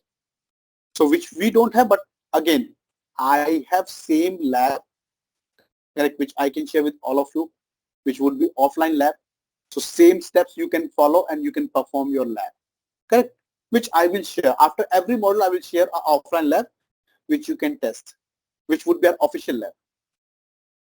And no need to purchase, just because being a MCT, I'm getting those labs. So I'll share those labs with all of you. Next lesson, lesson number 2 into module number 1, configuring users group accounts. So let's start with users first. Create user accounts. So what it does, my users, user means identities. So we can create identities, which I'm going to show you how we will create identities, correct? We can test this practically. Why? Just because we all have default directory. We have a tenant where we can create. So let's go to your portal and let's check how we will create a user account. So go to your portal, search Microsoft Entra ID, search Microsoft Entra ID. You will be redirected to your default directory. Once you all will reach to your default directory, confirm.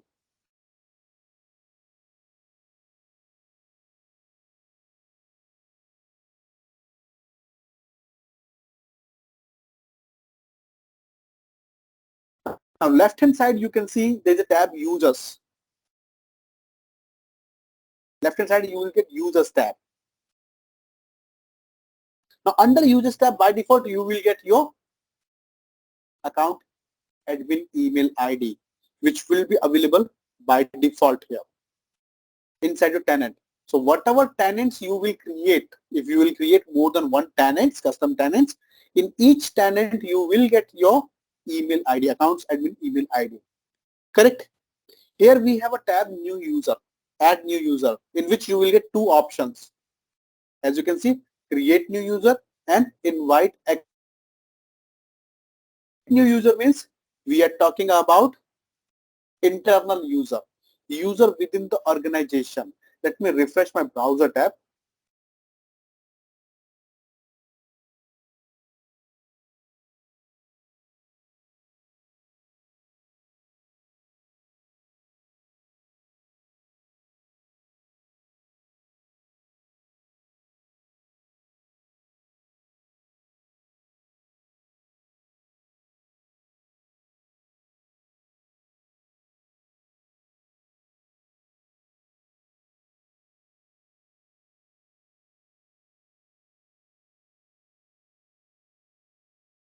So by default, I hope you all are able to see, you will get your account admin account by default, which will be added into your domain. If we will create custom tenant, you all will get by default your account admin email ID into your custom tenants. Now we are going to create internal user. So if you are going to create users for your organization, you will click on add new user tab, where you can see we have two options, create new user. Create new user means within the organization user. Invite external user means collaborated user. B2B, Azure Active Directory business to business collaboration. That is known as business to business collaboration. Collaborated users. Correct. So users who would be in different directory, different Azure account, or users who have Gmail ID, Yahoo ID, Reddit, Outlook, you can invite those users who would be external for your organization and whom you can authorize, correct, and authenticate. Let me click on create new user. We are going to create internal user. So click on create new user. You all will be redirected to basic tab of create new user. So confirm once you all will reach to this tab. We can configure our options.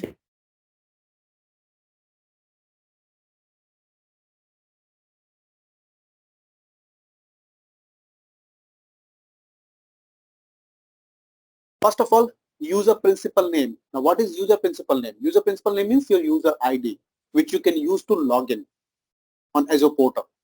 So you need to give a user name here. Like I'm going to give here a name which will be Tom. And do one thing, open a notepad into your system where we will save this information, our user ID and password. So open a notepad.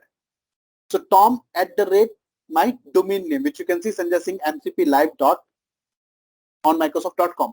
Copy this user UPN. Copy this user UPN and paste into Notepad. This would be a user ID. Correct? Now go back to your portal. Display name, Tom. By default, you will get auto-generated password. Password which will be provided by Microsoft. This would be your temporary password. So you can copy this password. So copy this password, paste into Notepad, which we will use later. I'll show you how we will use. Copy this password. I can provide my custom password as well. If I'm not going to use this password, I will remove check from auto-generated password. Here I can type my custom password as well. But remember one thing, custom or auto-generated, both passwords will be temporary password. The user have to change password at next sign in, first sign in, correct? So that is totally up to you. Where either you can use a custom password or you can use your auto-generated password. I'm going with auto-generated password. You can type your custom password as well. Let me copy this password and let me replace.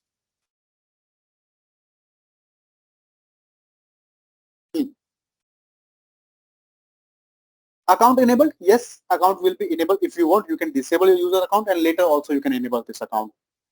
I'm going with account enabled. I'm done with basic tab configuration. I hope you all are done with basic tab configuration.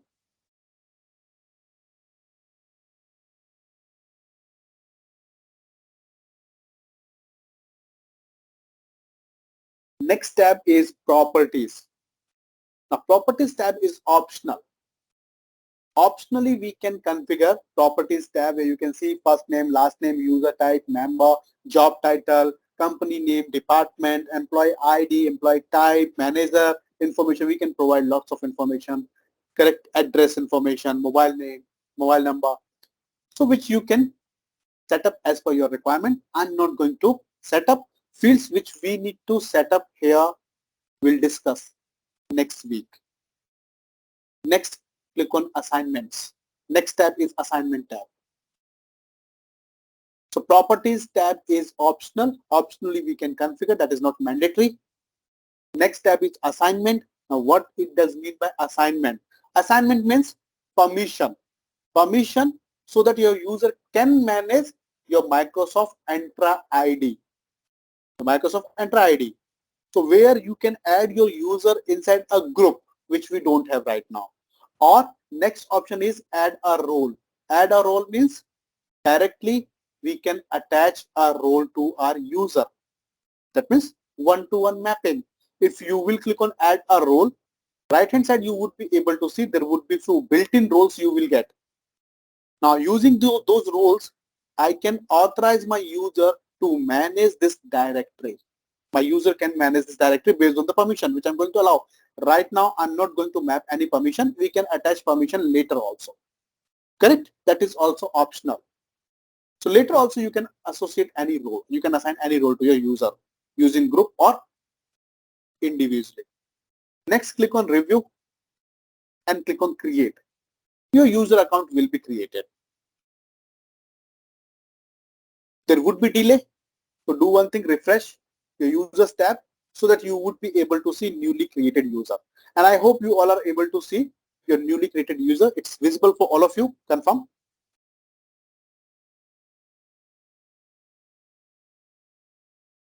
We are going to create second user. Click on add new user. Username will be admin. Let me copy my user ID and let me paste into Notepad.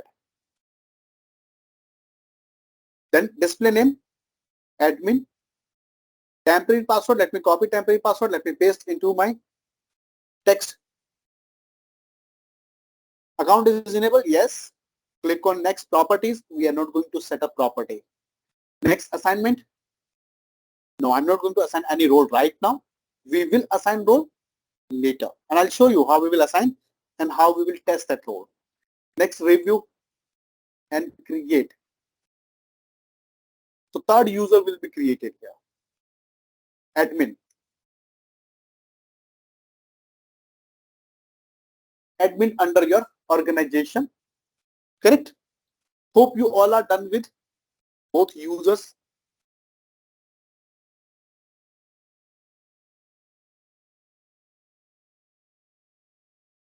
Pratmesh is done. What about others? I hope you all are done with both users.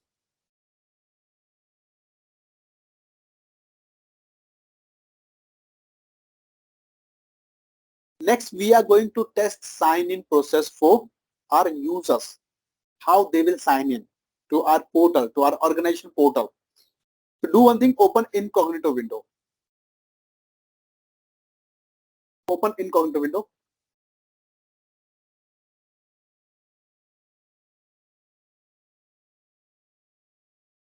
And type portal.azure.com. Portal.azure.com. This would be the URL.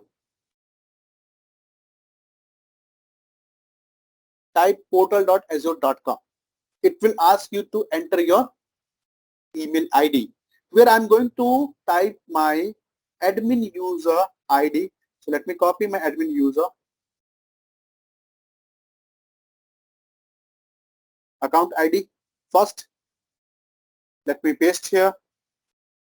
Click on next. It will ask you to enter password. So we have temporary password. Let me copy temporary password. Let me paste here. So whenever you will click on sign in, it will ask you to reset your password. If you remember, it's a temporary password. But first sign in, user has to reset password. Click on sign in. It will ask you to update your password. First, you need to paste your temporary password. Second, custom password. It should be complex and minimum length is 7 character. So complex and 7 character.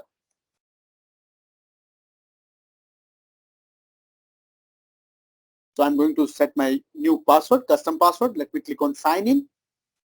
And you need to remember this password. Correct? Let me click on sign in. If you want to stay here, you can select yes. As you can see, I'm signing to my portal. So once you all will done with this step, confirm.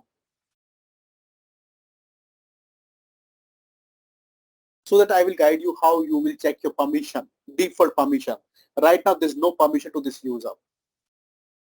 By default, there's no permission to this user.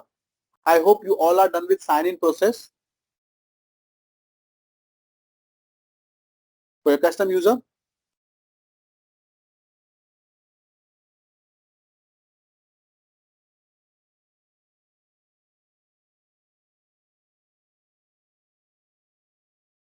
Pragnesh is done. What about Aga, Soumya? I'm having Ashwini problem is done. going to incognito window. I couldn't open it, so I couldn't follow along. I'll just watch you then. Okay, okay. Carlos is done. Okay. So once you will sign into your portal using your user account, right hand side top, first you need to verify. So right hand side top corner, you can see right hand side type corner top, you can see your user ID, admin, and your directory name, default directory. That means your tenant name. This information you will get from right hand side top corner. Now, if I have to check my permission, let me go to Entra ID. So search Entra ID. So by default, you have read permission. You are a reader of your directory. You will get read permission. You can read your directory. Go to use left hand side, users tab. You would be able to read your users. Where you can see we have Tom. Let's try to delete this Tom user. So select Tom. As you can see, there is a tab delete in center, which is grayed out. It means I cannot delete just because I don't have permission. Correct? Now let's check create add user. Click on drop down. As you can see, create new user, that is grayed out. You can invite external user, but inviting external user doesn't matter just because only admin will authorize external user. So if you are inviting someone, it doesn't matter, doesn't mean anything here. Just because admin will allow that user to access services. But internally, we are not allowed to create any internal user within the organization. That's why this tab is grayed out. If I go to left hand side, you can see there's a tab audit logs. So I would be able to check logs here. audit logs. That means actions which are performed by my users. So if you have to check your users activity for Active Directory for Microsoft Entra ID, it means we users who are signing to your account, to your portal, and if they are accessing any service, any resource under your Entra ID, so which action they are performing, if you need to check all their activities, you need to select audit logs. You would be able to trace their activity for Entra ID only. Remember, Entra ID, not for resources. Entra ID. Left hand side, we have sign-in logs. If I have to check my user sign-in, from which location, from which device, from which browser, which IP address they're using, I can trace their all information using the sign-in log. But who can check? Only global administrator. So it means you should have permission as a global administrator, then you would be able to access all these tabs. Left hand side, if I'll go to user settings tab, where you would be able to see this tab will be grayed out. I can only read. I can only see the information for related to user settings. I cannot customize it. Correct? Now do one thing.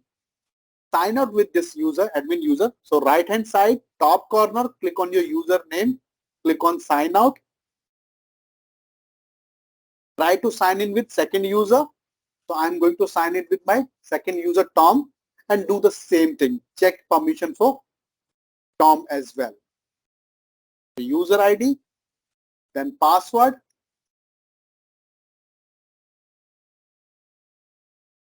temporary password. Reset your password.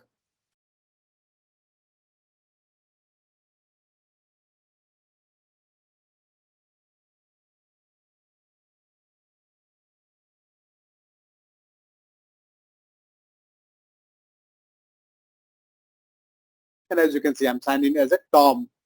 So right hand side, top corner, you can verify your user account. Correct. Let me go to Entra ID. And let me check my permission. So left hand side, I'm going to users tab, where you can see if I'll go to audit logs, no. Sign in logs, no. User settings, I'm not able to change user setting. I'm not able to customize. Not able to create users. I cannot delete any user. I cannot reset password of any user. So it means I'm not authorized. I can only read. I have read permission only. So Entra ID. Hope you all are done with this. Confirm. So that I will show you how we will authorize both users, Tom and admin, if you all are done with this task.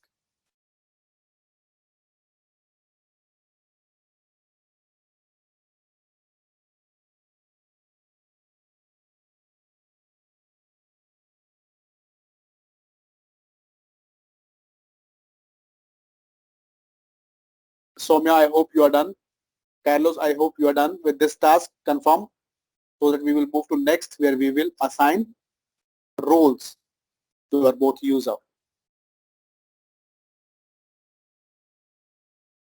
Now, who can assign roles to your users, first of all?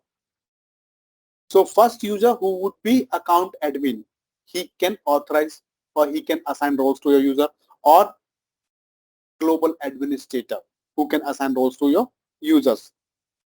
So either you should be account admin or global administrator. So I'm going into my main portal.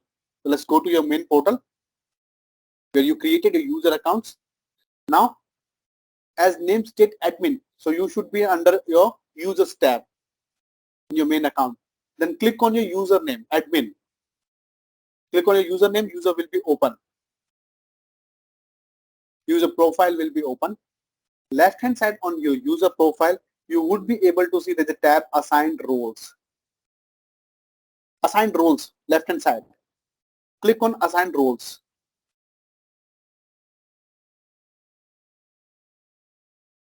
As you can see, there's no role assigned to this user. And as name state of this user, admin, So it means this user will act like an admin. So I have to assign admin role to this user. So do one thing, click on add assignment, where you can see you will get built-in roles and you will get role description. Correct? So let me search here global. There's a search filter. Type your keyword. We have global administrator role, highest role of Active Directory, highest role of Microsoft Entra ID. Select this role. So user who is having this role. So Soumya, you are trying to add role from users browser, correct? You should be in your main portal where you are signed in with your email ID. So go to your main browser. I hope you are right now you are in your incognito window, correct? That's why you're getting error. Yes, yes, I was. So global administrator user who is having this role, what he can do. So this is the highest role. He can manage all aspects of Microsoft Entra ID and Microsoft services that use Microsoft Entra identities like Office 365. So if I'm going to assign this role to any user, he will act like a administrator for my Entra ID and he can perform any action. So that is the highest role into Entra ID, which I'm going to assign to my admin user. And this role is assigned to admin user. You can refresh, there would be delay. So where you can refresh or you can refresh your browser tab as well. After a few seconds, you would be able to see there's a role assigned to your user. It will take few minutes. Meanwhile, what I'm going to do, I'm going to assign another role. As you can see, now role is reflected here. Let's go back to users tab. So let me go back to my Entra ID, left-hand side, users tab. And before going to assign role to second user, I hope you all are done with first user role assignment. Confirm so that I can show you how we are going to assign role to second user and which role we are going to assign to second user.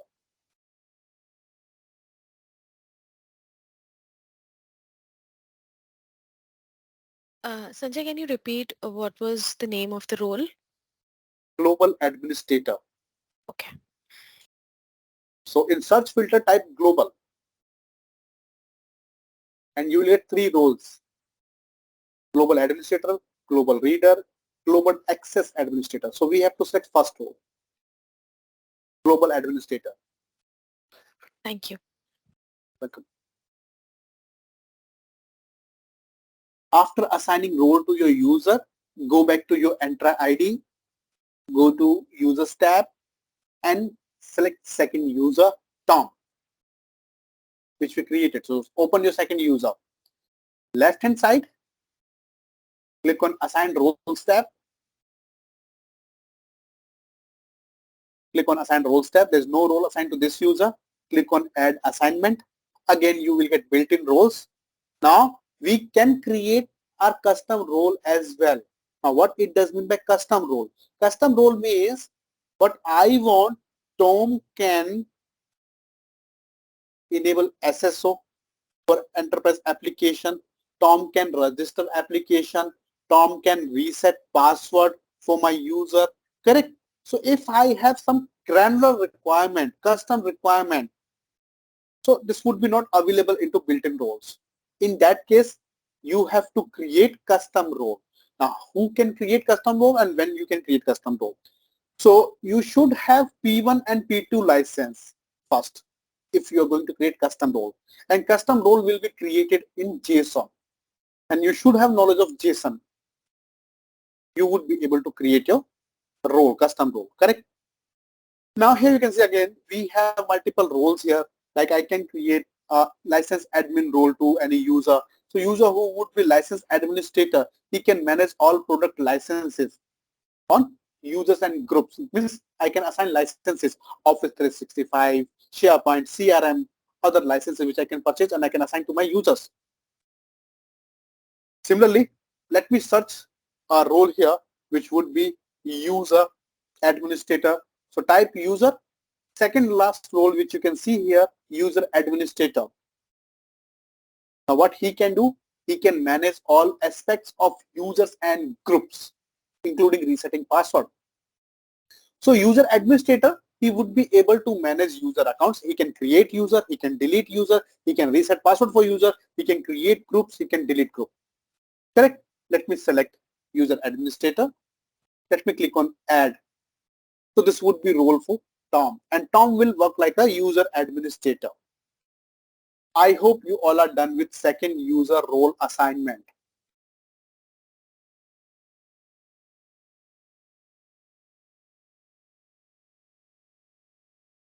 So Pratmesh is done, Soumya is done, Arka, I hope you are done, and Carlos, hope you are done with this task. Ashwini? Okay, great. Now we have to test. So go back to incognito mode. Sign out with your user. So first we are going to test global administrator permission. Correct? So let me select my admin account and sign in with admin user. And you have to type your custom password. Hope you all remember your custom password, which you changed at first sign in. So sign in with your admin account. Go to your Entra ID. Left hand side, go to users tab. Click on add new user. As you can see now, both tabs are visible for me. Click on create new user and create a new user. Like I'm going to create a user Bob. So username, user principal name, display name, permission. As you can see, I'm able to create my user. Correct? So create a user from your admin account and confirm once you all will done with this task. As you can see, I'm able to create user Bob. Being a global administrator, I can create user and I can manage all services, all tabs related to Entra ID. Just because I'm a global administrator.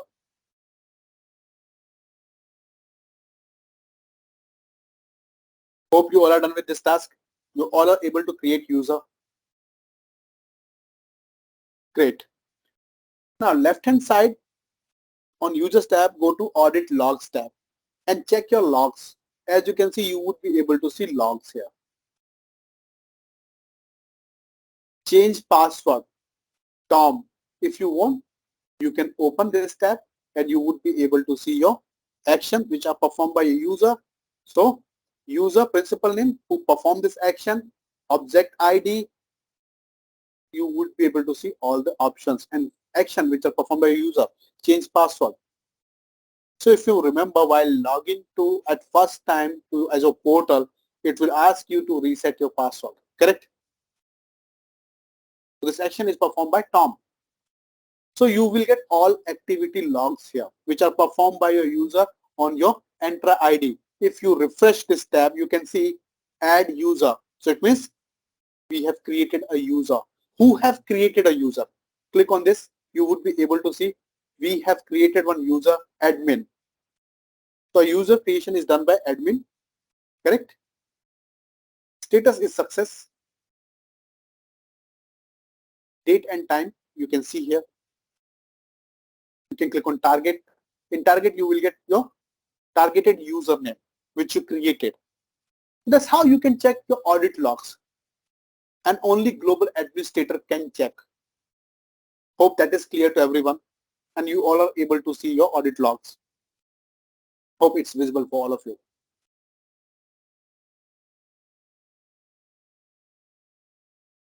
Left hand side, go to sign in logs tab and you would be able to check your sign in logs for your user. As you can see, so I have sign in logs for Tom, for admin. Let me refresh my tab. Let's open first Tom. So as you can see, I'm able to see my request ID, other information, the status is success. I'm able to log in. Correct. And username, display name Tom, where I'm logging to portal. That is my API call. And if I need more information, I'll go to location tab, click on location. I would be able to see my location, which you can see, Mumbai, Maharashtra. I would be able to see my IPv6 address, correct? If I need to check device, I can click on device information and you would be able to see I'm using Chrome browser, Mac OS. So that's how we would be able to check sign-in logs for all users. Let me do one thing. Let me go to my desktop and let me enable VPN.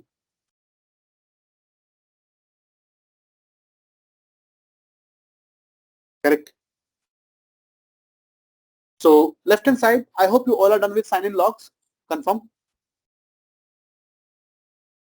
From here you can trace your all sign-in logs for your users. Left hand side you will go to user settings tab, and where you would be able to see we can customize user settings. Being a global administrator, we can customize. So user can register application, that is enabled by default. If you want, you can restrict your user for registering applications. Restrict non-admin user from creating tenants. It means non-admin user cannot create tenant, that is disabled. So no one can create tenant apart from admin. User can create security groups. Yes, they can create. If you want, you can disable it. So we can change user settings from here. From which browser they can access our services, which API call they can make. You would be able to customize all these user settings from here. And only global administrator can do this. Only global administrator can customize this tab. Now, right hand side top, sign out from admin user, and let's check your user administrator permission. So sign in with Tom, second user.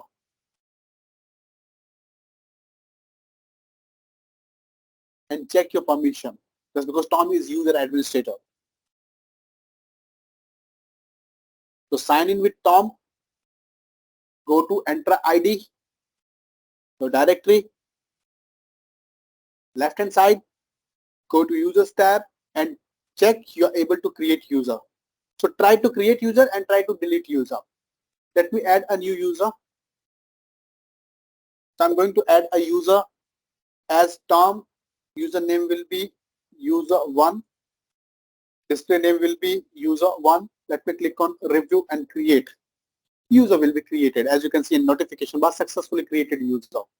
Let me refresh this tab and you would be able to see user1 will be created. That is created here. If we have to delete this user, to select this user, there is a checkbox. Select this user, delete tab which is available now. Click on delete, click on OK.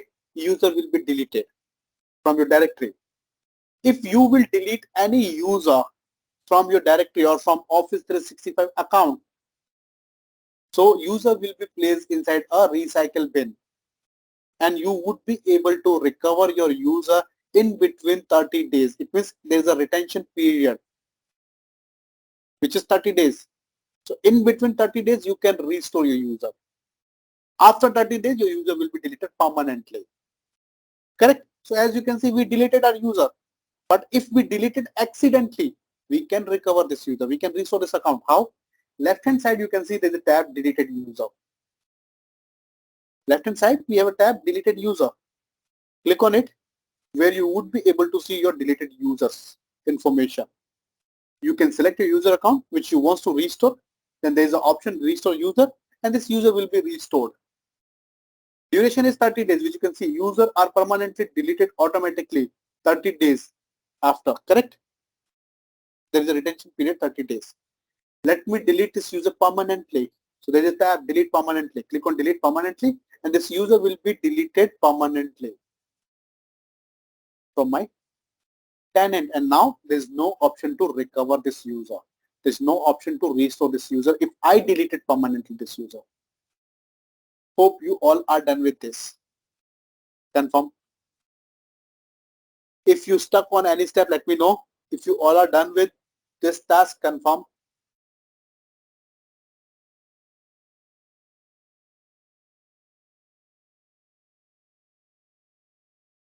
So try to check now audit log. So click on audit logs. As you can see, only global administrator can check audit logs. Try to check sign-in logs. Only global administrator can check sign-in logs. Try to change your user settings. Only global administrator can change user settings. So user administrator, he can create user, he can invite user, he can delete user, he can reset password for your users. If you have to reset password for your users, how you will reset password? Let me show you. So if you remember, I created Bob user. Assume I have to reset password for Bob and I'm a user administrator. So I will click on my user account. So click on your user account. User account will be open and in center you will get a tab reset password. So click on reset password. Right hand side you will get a pop-up where you will get temporary password. Click on reset password and here you will get a temporary password which you need to copy and you have to share with your user. So that's how you can reset password for your user at any time. So if you forget your password, user password, you can reset your password through your admin account or global administrator or user administrator account. Hope that is clear to everyone. How to create user, how to delete user, how to restore user, how to reset password, how to assign license to your user, how to check logs for your user. I hope you all are done with this. Let me click on sign out.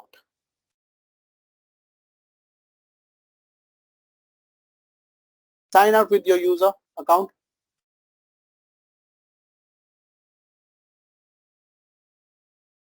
Let me sign in with Tom admin again so that I can show you my sign in logs again, just because I'm using now VPN and my current location is Australia. So let me show you.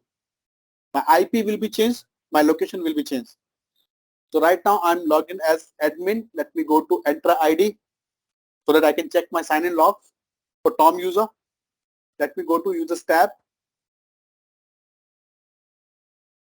Left hand side, I'm going to sign in logs tab.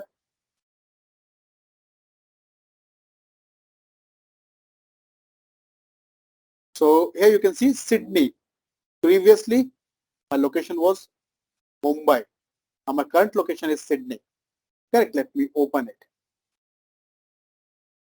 Let me go to locations tab where you can see my location is Sydney.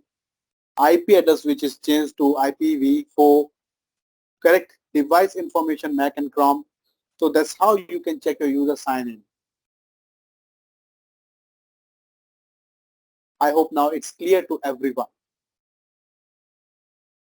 If you have any query, you can ask a question. How to create user? If you have any query, you can ask a question. Do one thing, close your incognito window. Go back to your main portal. And once you all will reach to your main portal, confirm.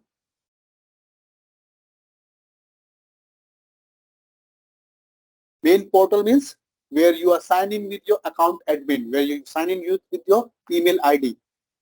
That is known as your main portal, correct? So go back to your main portal, search Entra ID and go back to your default directory.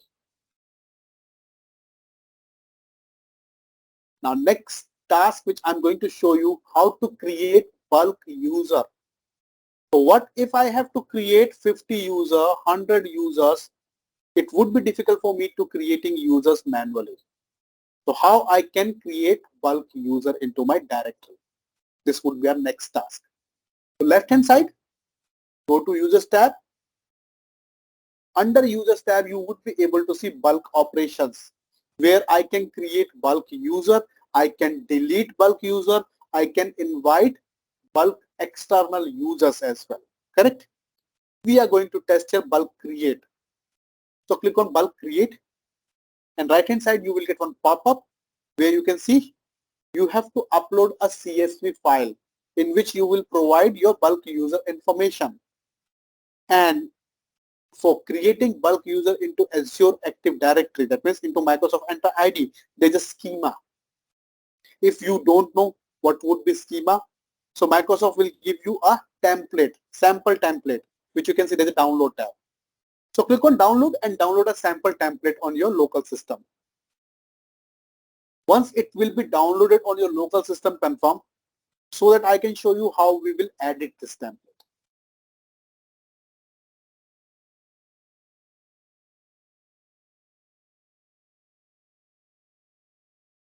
Download template. Pratmesh, I hope you are done with this. Ashwini, hope you're done with this.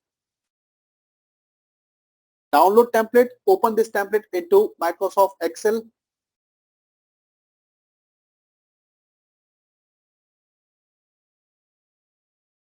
Open this template into Microsoft Excel.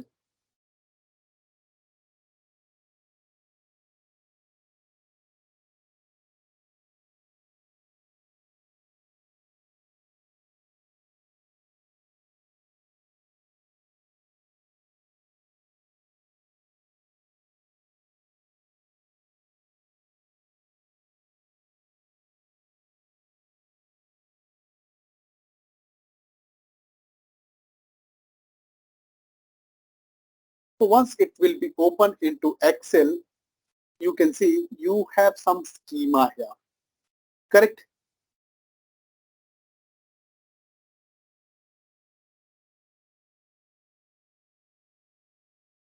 So as you can see, example, display name. So change display name. I'm going to change my display name to, let's assume, Azure user 1. This would be my user display name. Then user UPN, user principal name. So display name, let's customize this. Display name Azure user 1 at the rate your domain name, your primary domain name, correct? If you don't know what is your primary domain name, no worries. Go back to your portal, go back to your Entra ID, and in center you can see there is a primary domain name. Copy this domain name. Copy your primary domain name and paste after at the rate. This would be a user UPN. It should be available into Blue color. if it is not available. It is not visible into blue color. It means there is some space. So remove space. As you can see now, it's available in blue color. So it should be in blue color. Otherwise, you will get error while creating your user account. Correct? Password. I'm going with same password, but you can change your password. Block signing. No. Correct? So let me create 3 users as 1, 2, 3.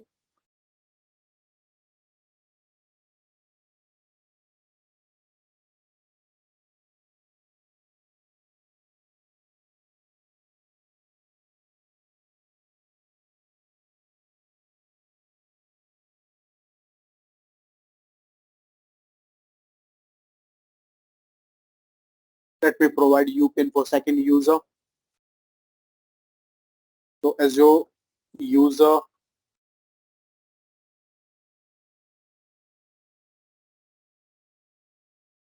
2 at the rate domain name.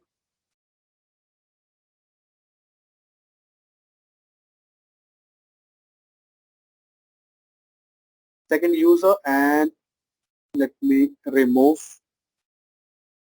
space.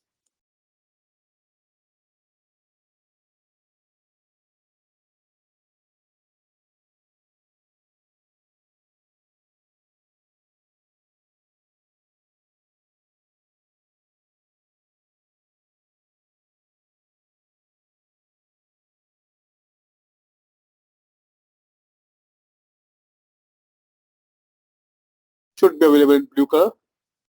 Third user.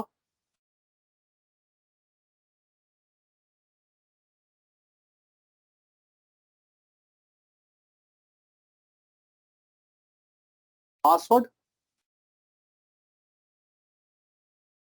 Block sign in.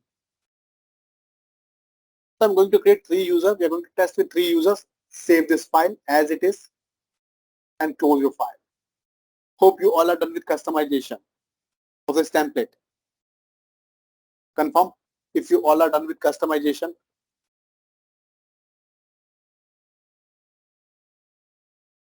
So initially you can test with 2 users or 3 users.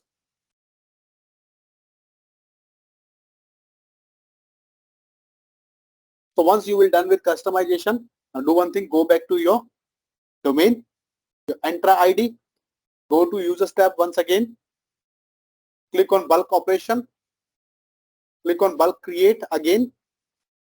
Here you will get option, third step, right hand side, upload your CSV file which you customized. So click on upload, select your location where you have your file and select your file. It will be uploaded here. Then click on submit and a job will be start, which you can see here. So you can click on this icon, or if you need to check your job, left hand side on user account you can see bulk operation results. Click on it, you would be able to see your job which you initiated. Click on this job, you would be able to see my user account which are created. So account enabled true, and there is 2 users which are failed. Why failed? Will read error. So request was unsuccessful. The domain portion of user principal property is invalid. You must verify your domain name. So user UPN, which I used, just because of that, my user creation is failed. But in your case, I hope your user deployment is successful for all of you. As I can see, Ashwini is done. What about others? Soumya, Prathamesh, check and confirm. And Carlos, I hope you all are done. As you can see, Azure user 2, which is created. So it means there would be some space in my user account, or might be I pasted my domain name 2 times.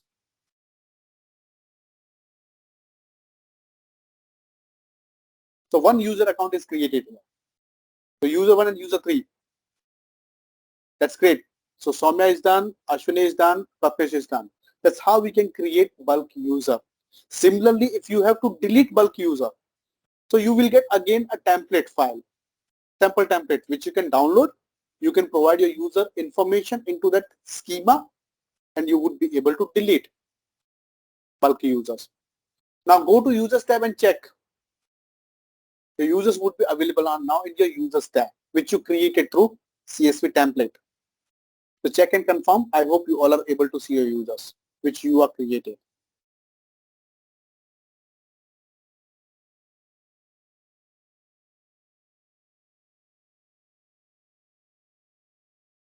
Great.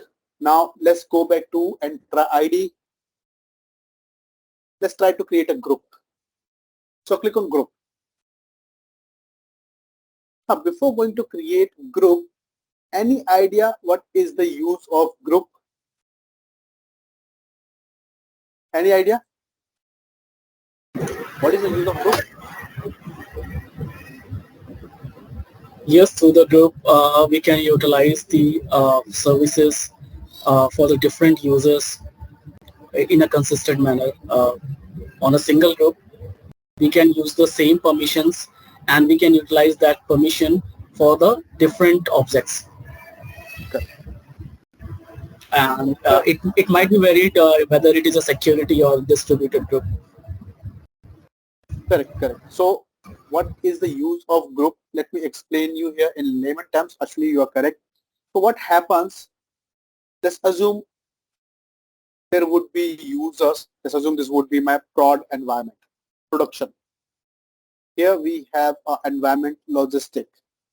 So here we have user accounts like user 1, user 2, user 3. Who would be responsible for production? Then we have user 4, user 5, user 6 who are responsible for logistic department, environment, correct? And we have resources here under production, under logistic. Now what I want, first of all, I have to authorize all users so that they can access and manage my resources. They can create deployment. They can start deployment. So first option, I can enable RBAC permission, role-based access control, individually to users. First option. If I'm mapping a permission individually, one-to-one mapping I'm doing, so it would be a complex setting. Why? What if we have multiple users? What if we have frequently moved users? It means might be you will move this user 3 who will move from production to logistic. If this user will move from production to logistic, right now he is having permission as per the production department, correct, which you have to remove first from his account, and after then you need to provide permission for this user to manage logistic resources. So you need to map permission again. And what if we have frequently moved user into our organization, or moving frequently, it would be difficult for me to remove and assign permission on regular basis. What we can do, we will create a group prod, we will create a group logistic. I will assign my permission to my group. I will assign permission to my group, and I will add my users inside this group. Whenever I will add my users inside this group, so whatever permission I have on group level, permission will be inherited to my all users automatically. So it means I don't have to assign permission individually to user accounts. So simply I have to add user will automatically get a permission from group level. That is known as grouping. That is the purpose of creating group. If I will move one user from this group to this group, permission will automatically change. Yes, Sangram. Oh, that was the question actually. Can the group permissions be replicated? Pardon? Which group permission? Any group we create, suppose we have users added to a certain group, can these permissions be replicated when we create another group for any other subscription or a marketplace? No, replication will be not there. Correct. So when it comes to subscription, yes, I can use same group into multiple subscription, but subscription should be available within the tenant. Yeah. Correct. If we have single tenant, and in single tenant, if I have 5 subscriptions, I can use same group. It is I can replicate same group within the tenant to multiple subscription. Okay. Yep. Thanks. Welcome. So I hope this part is clear to everyone. So replication word is not suitable for this, correct? We can use same group for multiple subscriptions within the tenant. Across the tenant, that is not possible. Now let me show you how we will create group. So go back to your Entra ID. Left hand side, go to Groups tab. Click on Add New Group. And you would be able to see first tab is Group Type. If I click on drop down, we have 2 types of group here, security and M365. So security means group which we are going to create for Microsoft Entra ID, that means for Azure Active Directory. And M365 means group which we are going to create for Office 365, like distribution group, dynamic group, we can create for M365. Right now, we are going to create security group for Azure Active Directory for Microsoft Entra ID. Group name, so you can give any name to your group. Like I'm going to give a name which would be prod here.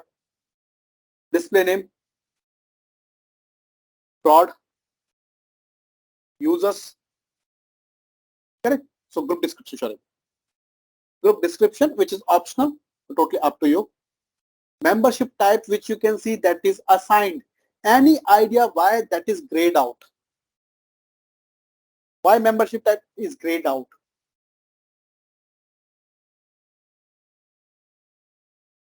Anyone who remembered this licensing slide?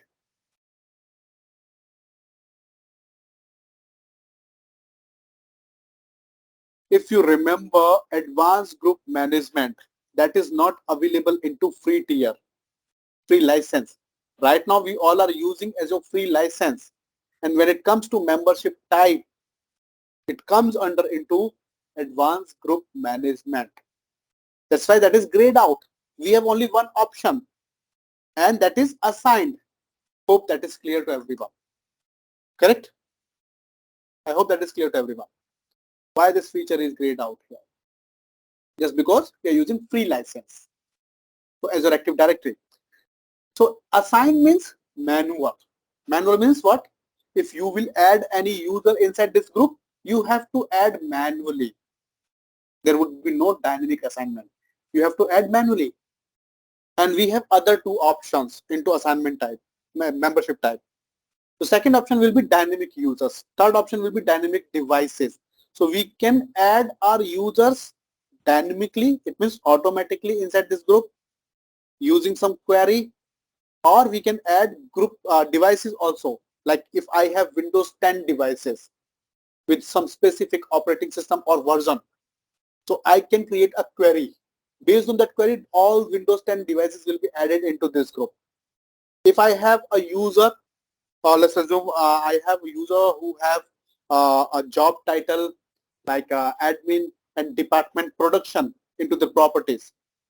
So I can create a query. So users who would be part of production department, they will be automatically added into this group. That is called dynamic assignment. I'll show you how we will use dynamic assignment. I'll show you next week. Correct? Where I will show you first of all how to assign license. So this is grayed out. We cannot change right now just because we are using free license. In next week, I will show you how we will assign a license, how we can use a license, how we will assign license, and then we would be able to test dynamic group membership. It means advanced group membership. Owner, I can assign a user as an owner who would be responsible for adding and removing users inside this group, who will act like an owner for this group. And right now, there's no user inside this group. Members means users who would be part of this group. So I can add members right now, or I can add member later also. Let me click on create. I'm not going to add right now. So your group will be created. And I hope you all are done with this. So once group will be created, there would be some delay. You need to refresh your tab. After 2 or 3 refresh, you will get your group which you created broad. Correct? Let's open this group. Open this group. Left hand side, you would be able to see members tab. Click on members tab.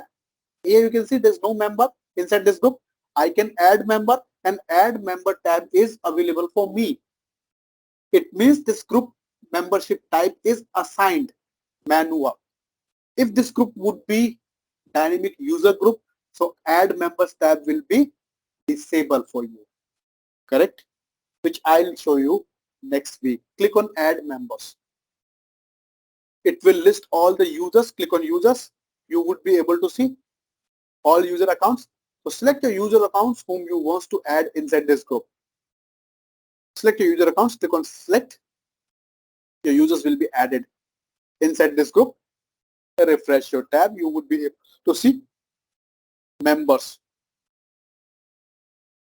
I hope you all are done with this.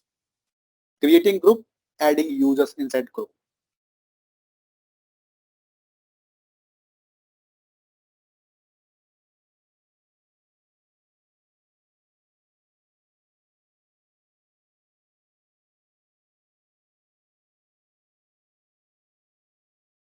So we are done with today's session, correct? So next week we will start with Azure Active Directory, that is with Microsoft Entra ID. We will complete this module. It will take hardly 30 minutes to complete this module next week. And we will start next module, module number 2, governance. So into your organization, if you have management critical accounts, correct? So who can reset their password by on.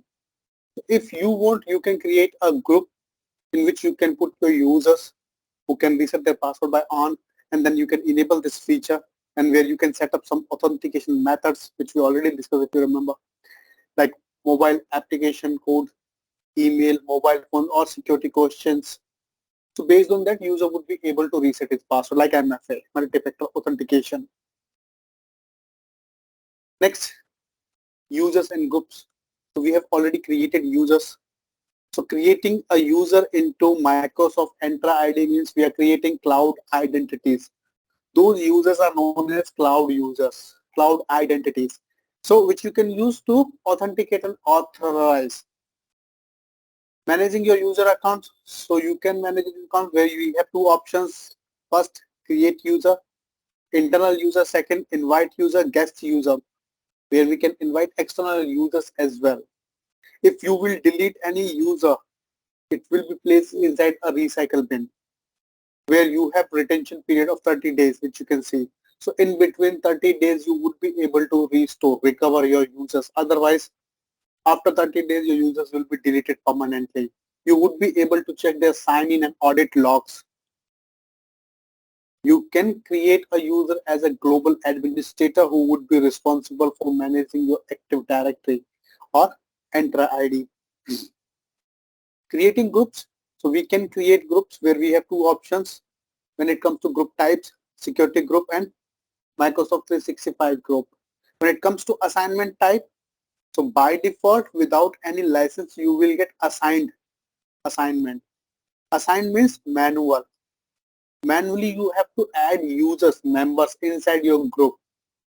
When it comes to advanced group, that means you have license. If you have license, you would be able to create dynamic user group or dynamic device group. Dynamic user means based on some query, your users will automatically added into your group. Correct. Dynamic devices means based on the device query, like where I can set some parameters, like Windows 10. So this would be my operating system parameter, and then version. So based on this parameter, all Windows 10 devices which have some version, they will be added into my group automatically. So I can add devices or users dynamically, automatically inside a group, which I'm going to show you how we will do that so that you all would be able to understand this concept. When it comes to licensing part, so Azure is a cloud service which provides many built-in services for free. But when it comes to advanced, for advanced services, we have to purchase license either P1 or P2, like conditional access, Microsoft ID, AD Connect, sorry, my Entra ID Connect, Entra ID Cloud Sync, conditional access, privileged identity management, identity governance. If you need all these features, advanced group membership, you need to purchase a license so that you can set up your Active Directory or you can secure your Active Directory. Additionally, we can purchase licenses for other online services like Office 365. So Microsoft paid cloud service require license. Licenses are assigned to those who need access to the services. That means the users. So it's per user, per user based license would be there, which you have to purchase. Each user or group requires a separate paid license to perform advanced action. Administrator use management portal. So either management portal or PowerShell commands to manage your licenses. And who are going to manage license, he should have a license admin role. Then he would be able to manage licenses into your Entra ID. Demonstration, review license for your domain, which we already reviewed if you remember. Explore user accounts, group accounts, we are already done with this. And we are done with this module. Let me show you last lab so that you can understand what we have completed. And I would request all of you to confirm in the chat box if you are going to perform lab along with me. So first we are going to create a custom domain, custom tenant.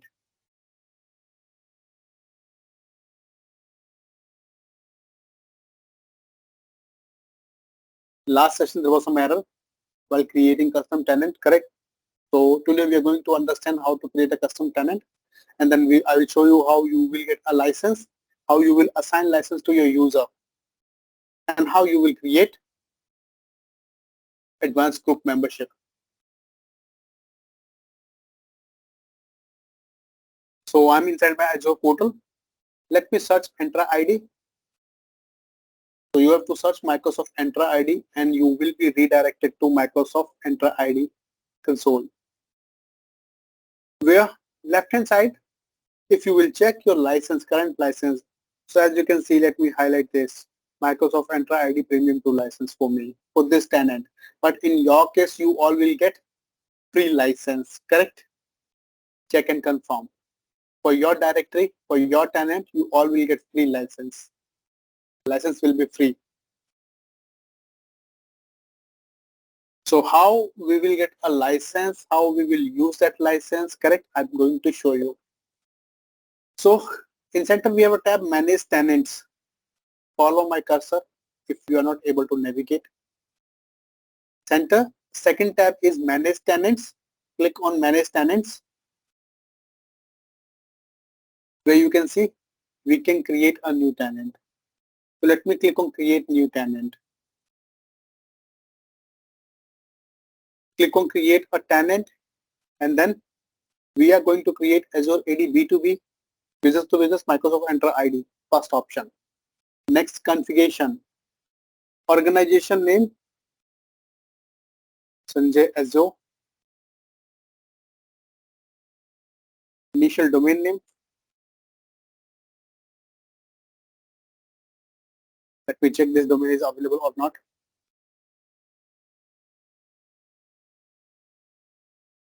Sanjay Azure Cloud, that is available.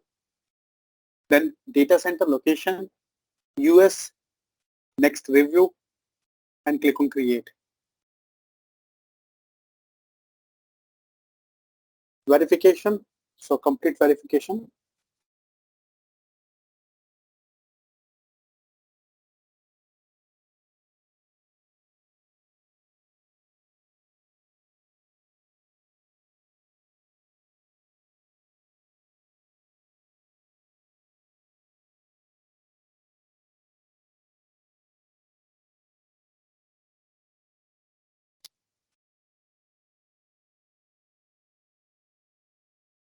Let me sign out from this account first.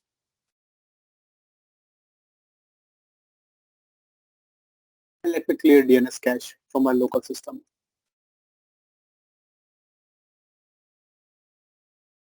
Any idea how we can clear DNS cache in Windows?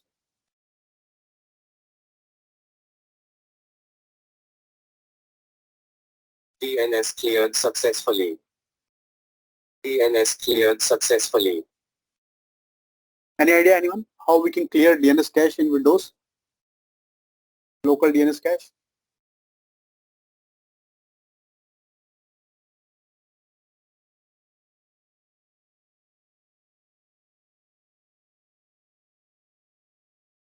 So we can use ipconfig plus DNS command.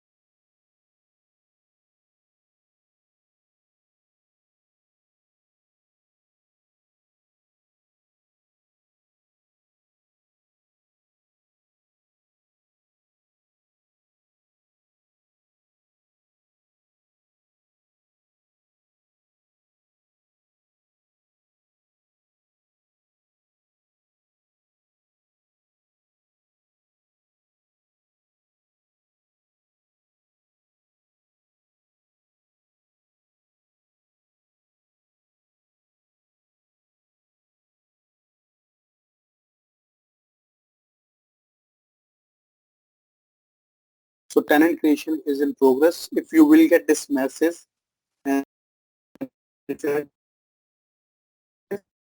will be seconds, not getting an error. So sometime what happens, you need to clear your DNS cache also so that you can remove your local DNS cache, DNS issue later, as we are using DNS name here. So it should be clear from your local system also. And you need to sign out from your account and sign in again. Now my tenant will be created in few minutes. So once your tenant will be created, confirm, so that I can show you how we will switch inside this tenant and how we are going to use premium tool license.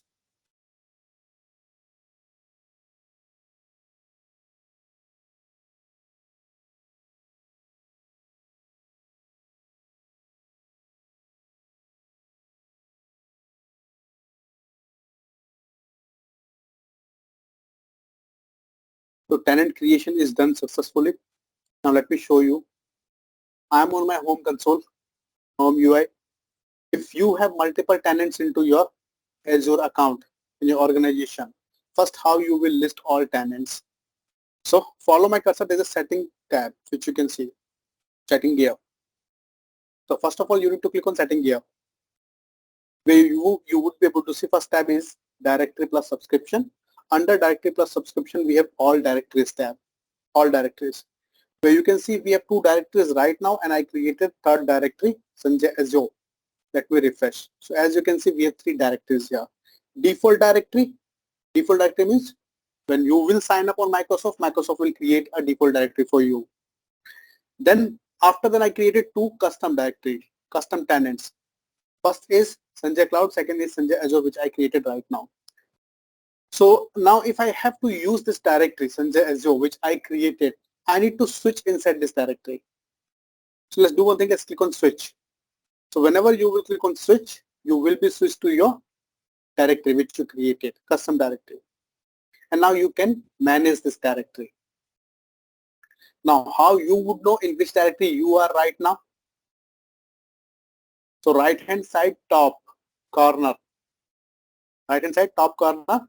you will get your email ID, that means user who is currently logged in, as well as your directory name, organization name, which you can see, Sanjay Azure. So it means I am in Sanjay Azure organization, tenant, correct? Now search Entra ID.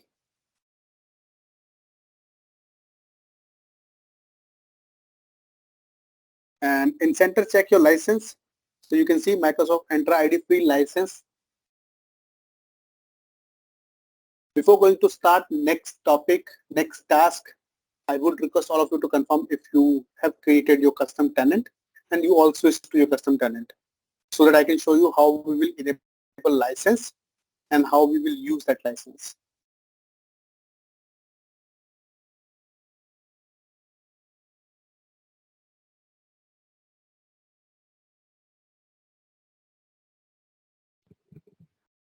Hello, I still got the same error. I'm not able to type in those passwords that they enter. Please share your screen. Oh, okay. Well, I'm in a different computer. I have two different computers. I'm not able to share it right now. Okay, so first, which operating system you're using? Windows. I got the same errors last time. Yeah. So first you need to open command prompt as an administrator and you need to run this command.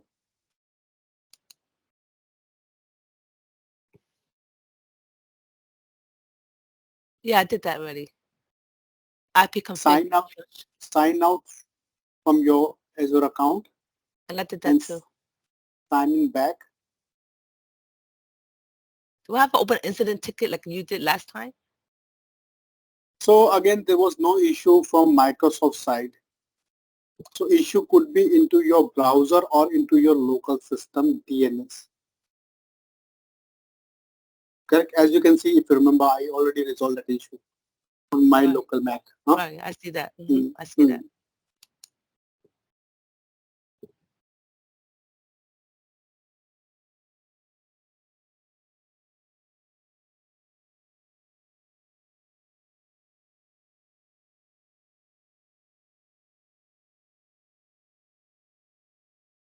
So try this, otherwise you have to share your screen so that I can check from your screen. Meanwhile, let me show you next step. Now, once you will get your directory to perform advanced action, we should have license, and license we have to purchase from Microsoft. Correct? Like license we have to purchase from Microsoft. So when it comes to purchasing licenses from Microsoft, how we will get free licenses, because Microsoft is offering you free licenses also, which you can check. Correct? So, and from where we will get details? Left hand side on your directory, on your tenant, if you will go to licenses tab, left hand side you will get licenses tab. So AirCup, meanwhile you can perform this lab on your default directory. You can perform all the tasks on your default directory. Correct? If you're not able to create tenant. So on your directory, left hand side, you will get licenses tab. Now follow my cursor, right hand side, you can see there is a tab, get a free trial. So click on get a free trial, where you would be able to see we have two trials which are available. Enterprise Mobility plus Security E5 for M365 and Microsoft Entra ID Premium 2, the highest license for Microsoft Entra ID. So where you will get 100 licenses from Microsoft, 100 trial licenses. If you remember, licenses means you have to purchase license per user basis. So it means you will get 100 licenses for 100 users for 30 days. So you can activate this license, you can use this license for 30 days on trial basis. And after that your license, that is after 30 days your license will be expired automatically. Click on activate. Click on activate, license will be activated on your directory. Once it will be activated, we have to assign this license to a user. So I'm going back to my Entra ID. I'm going to my users tab.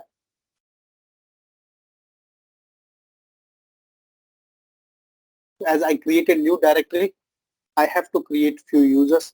So let me quickly create two users.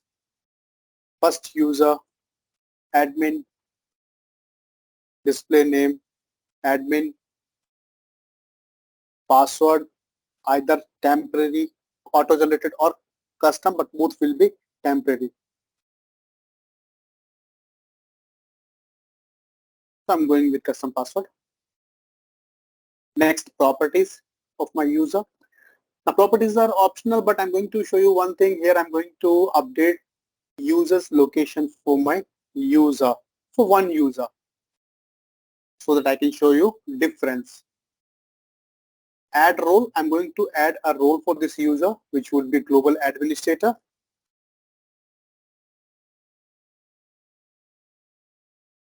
Review and create this user. Validation failed. Why? Let me check where it is failed. Properties, no. Basic tab. No, let me click on review and create once again.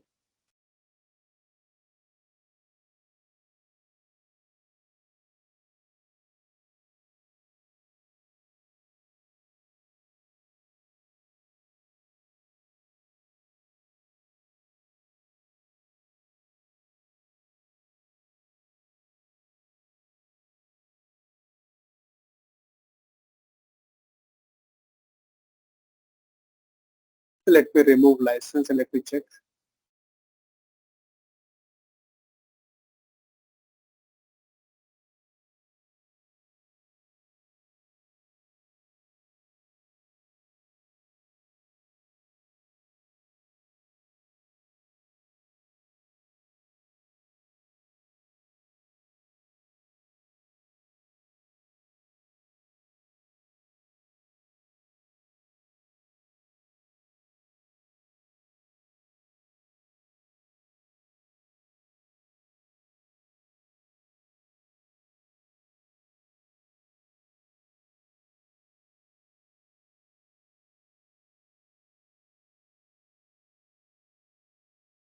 Username will be admin.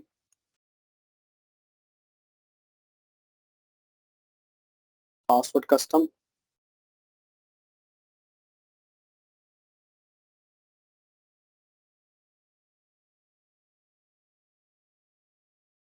Users location, India. Role, global administrator.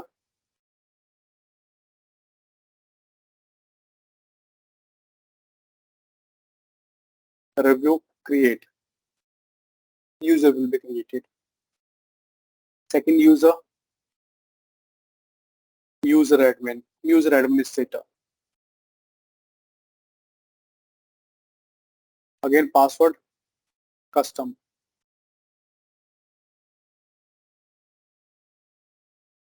This time, I'm not going to set any user's location for this user so that we can understand difference. Role will be user administrator as name state. So I'm going to allow this user as a user administrator for my directory. Create user. So we created two users here.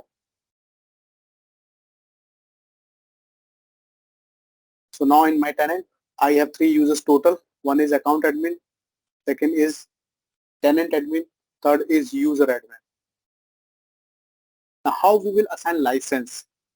So I can assign license by two ways. First, I can open my user profile and individually I can assign license to my user. First option.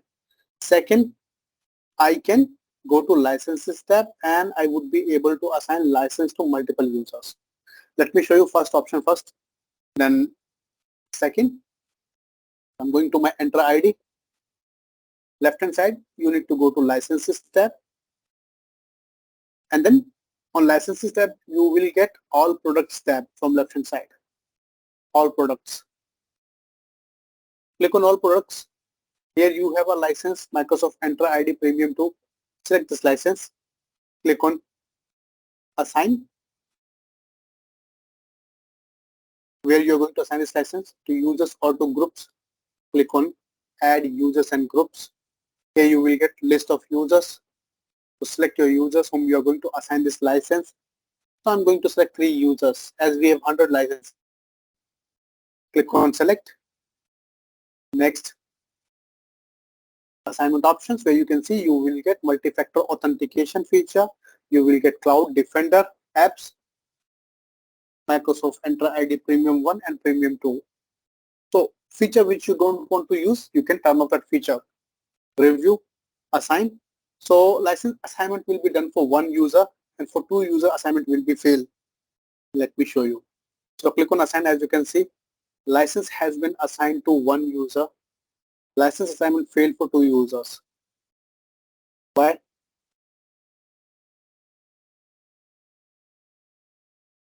That's because that we open this error so that we can understand why my license assignment is failed. So here you can see license cannot be assigned to user without user's location specified. Correct? So we did not specify user's location to account admin to user administrator. That's why license assignment is failed. So it's mandatory to specify your user's location if you are going to assign license to your user. Okay, no worries. So we are going to update now user's location for our both users. So let me go to Entra ID and let me open my user administrator, user account. Then there's a tab properties. Click on edit properties and under settings tab here you will get user's location. So update user's location for your user before going to assign license to your user. Let me update user's location for my account admin as well.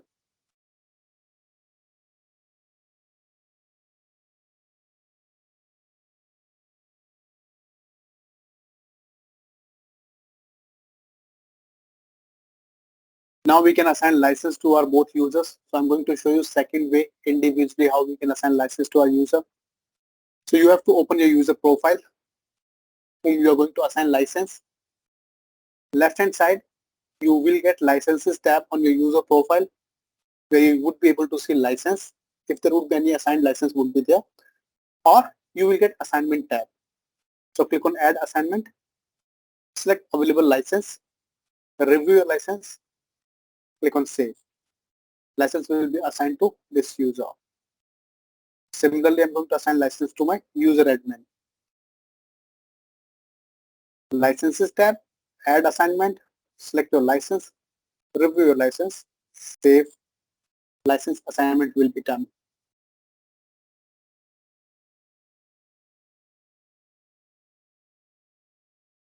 I hope this part is clear to everyone. If you have any query, you can ask a question. How to get a free trial and how you will assign license to your user. If it is clear, then I'm going to show you how we will create advanced group membership. If you have any doubt, you can ask a question.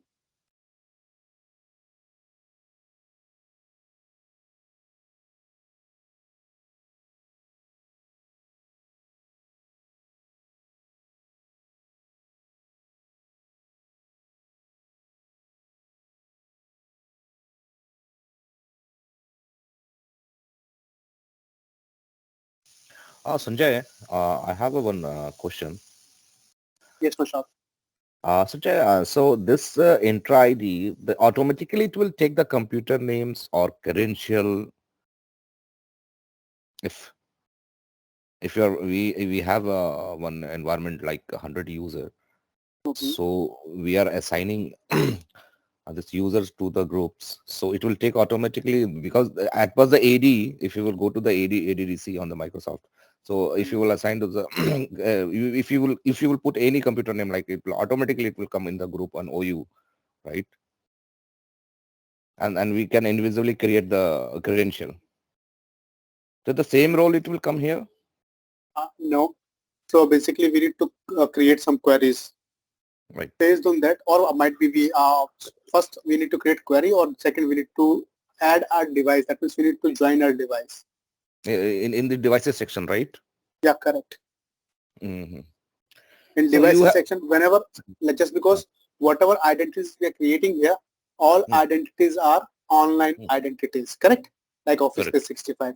So if you remember, in Windows we have one option. Whenever you will configure a Windows operating system, correct, it will ask you to sign in with Microsoft Online account. Yes, correct? Nowadays, So, yes. So if you will sign in with your Microsoft Online account or Microsoft Entra ID account, correct? Your device will automatically join to Azure AD. Yeah, okay. And it will appear here, where you can set up your configuration for device. And later you can configure your policies. Correct? Correct. Yeah. Okay, thank you, Sanjay. Anyone else who have any query? And I hope this part is clear to everyone. The license part is clear to everyone. So if you have any query, you can raise your queries. Now, once you will assign license to your users, so what benefit we will get, I'm going to show you. Let me go to Groups tab now. Let me create a group here. So as you can see, group type is security here. Group name. Let me enter a group name here, which would be like IT admin. Then group description, IT admin, users.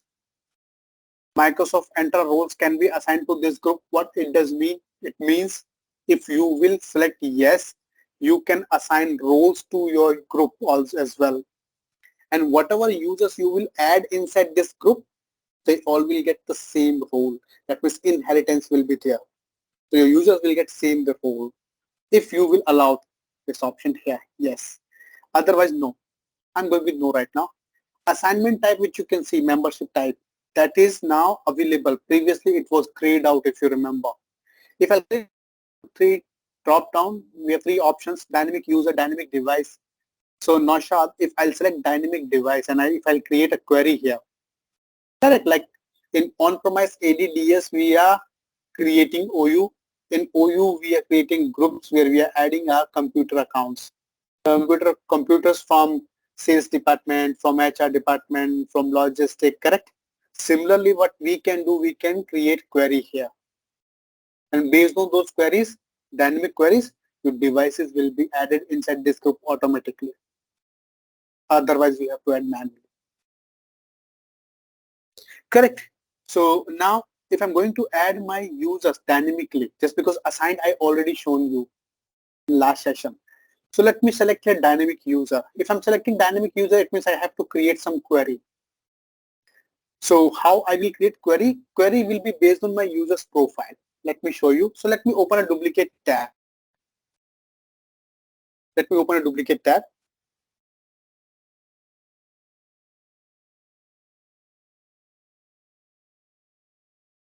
Where I'm going to my groups tab, users tab, sorry.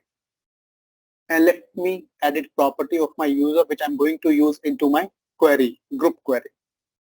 So I'm going to open this admin user first. Let me click on edit properties of this user. And then I'm going into job information tab where job title, IT admin, and department IT. I'm going to update this information. Let me click on save. Now go back to group tab, create a query here. So I'm going to add a dynamic query. Let me click on add. Where you can see we have filters here. So based on your selection, query will be execute and your users will be added if your query will be matching their property. So let me show you. Under property, I'm going to select a job title. Job title operator equals. So job title equals to IT admin. So users whom job title is IT admin, correct? Those users will automatically added inside this group. So we can create different types of dynamic queries like users whom location will be Delhi, whom location will be East US. Those users will be added inside this group. Users whom department will be sales. Those users will be added into this group.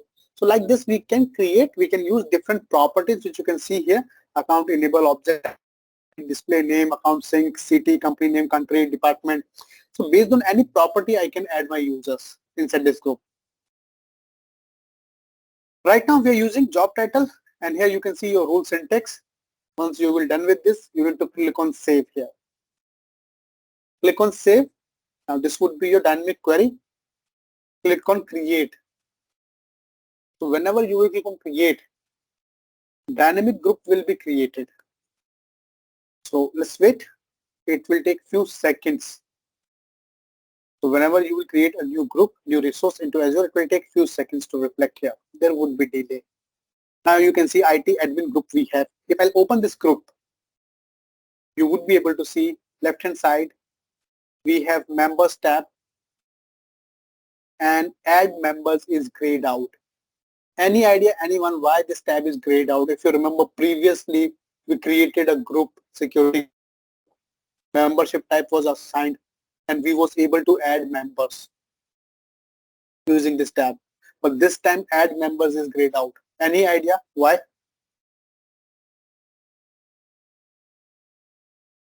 Why this tab is grayed out?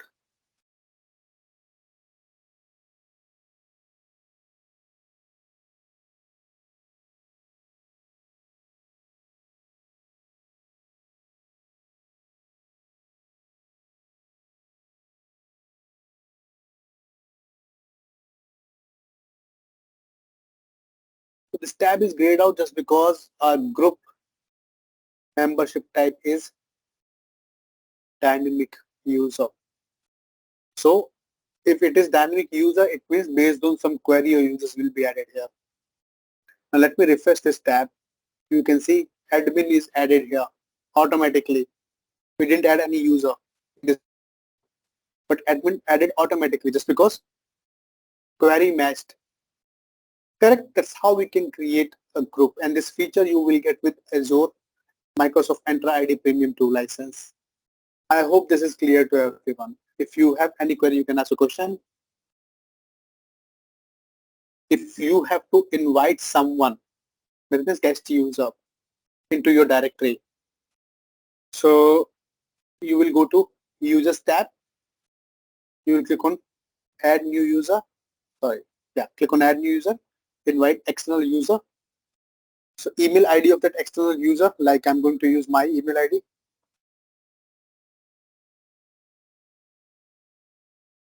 Display name. If you want, you can send a message to your user, invitation message. Otherwise, you can remove this checkbox. Next properties, you can set up property for guest user as well, which is optional.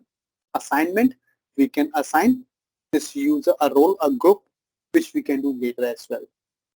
Review and invite. So invitation will be sent to this user. User will receive an invitation from your directory, which user has to accept. So let me show you. Once user will accept, then you would be able to authorize that user into your directory. Let me show you. Let me stop my screen sharing so that I can open.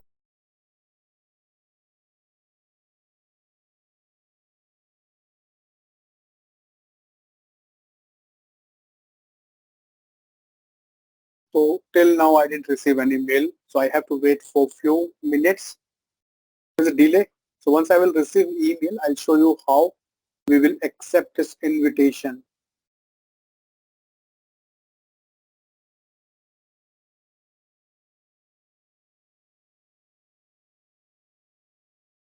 Let me share my screen once again. So officially we are done with this module lab and practically also. If you want to configure self-service password reset, so you need to go to your Entra ID, left hand side, you would be able to see there's a tab password reset, left hand side. Here you will get self-service password reset option, where you would be able to configure self-service password reset for your users, for your groups. Correct? Just because recently we enabled premium to license, it will take few minutes. So what you need to do, you need to sign out and sign in again, then you would be able to see your all options here. Otherwise, you will get a free premium trial option here, which you already enabled. So there is a refresh pending. So if either you need to refresh your browser multiple times or you need to sign out and sign in again, then you will get service password reset enabled here, which you can configure to your groups, and users would be able to reset their password while they're on. So let me switch to my default directory. Let me go to my default directory so that we can start next module, module number 2. So I'm going to switch to my directory, default directory, in which I have subscription. So now I'm inside my default directory. Now how you would know that you have a subscription or not? So in search bar, you have to search subscription. You will get services subscription. You need to select, and as you can see, I have a subscription here. Similarly, you all will get some subscription into your directory, free trial subscription. Correct? So if you have subscription, you can everyone. Still, if you have any query, you can ask your question, as we are done for today's session.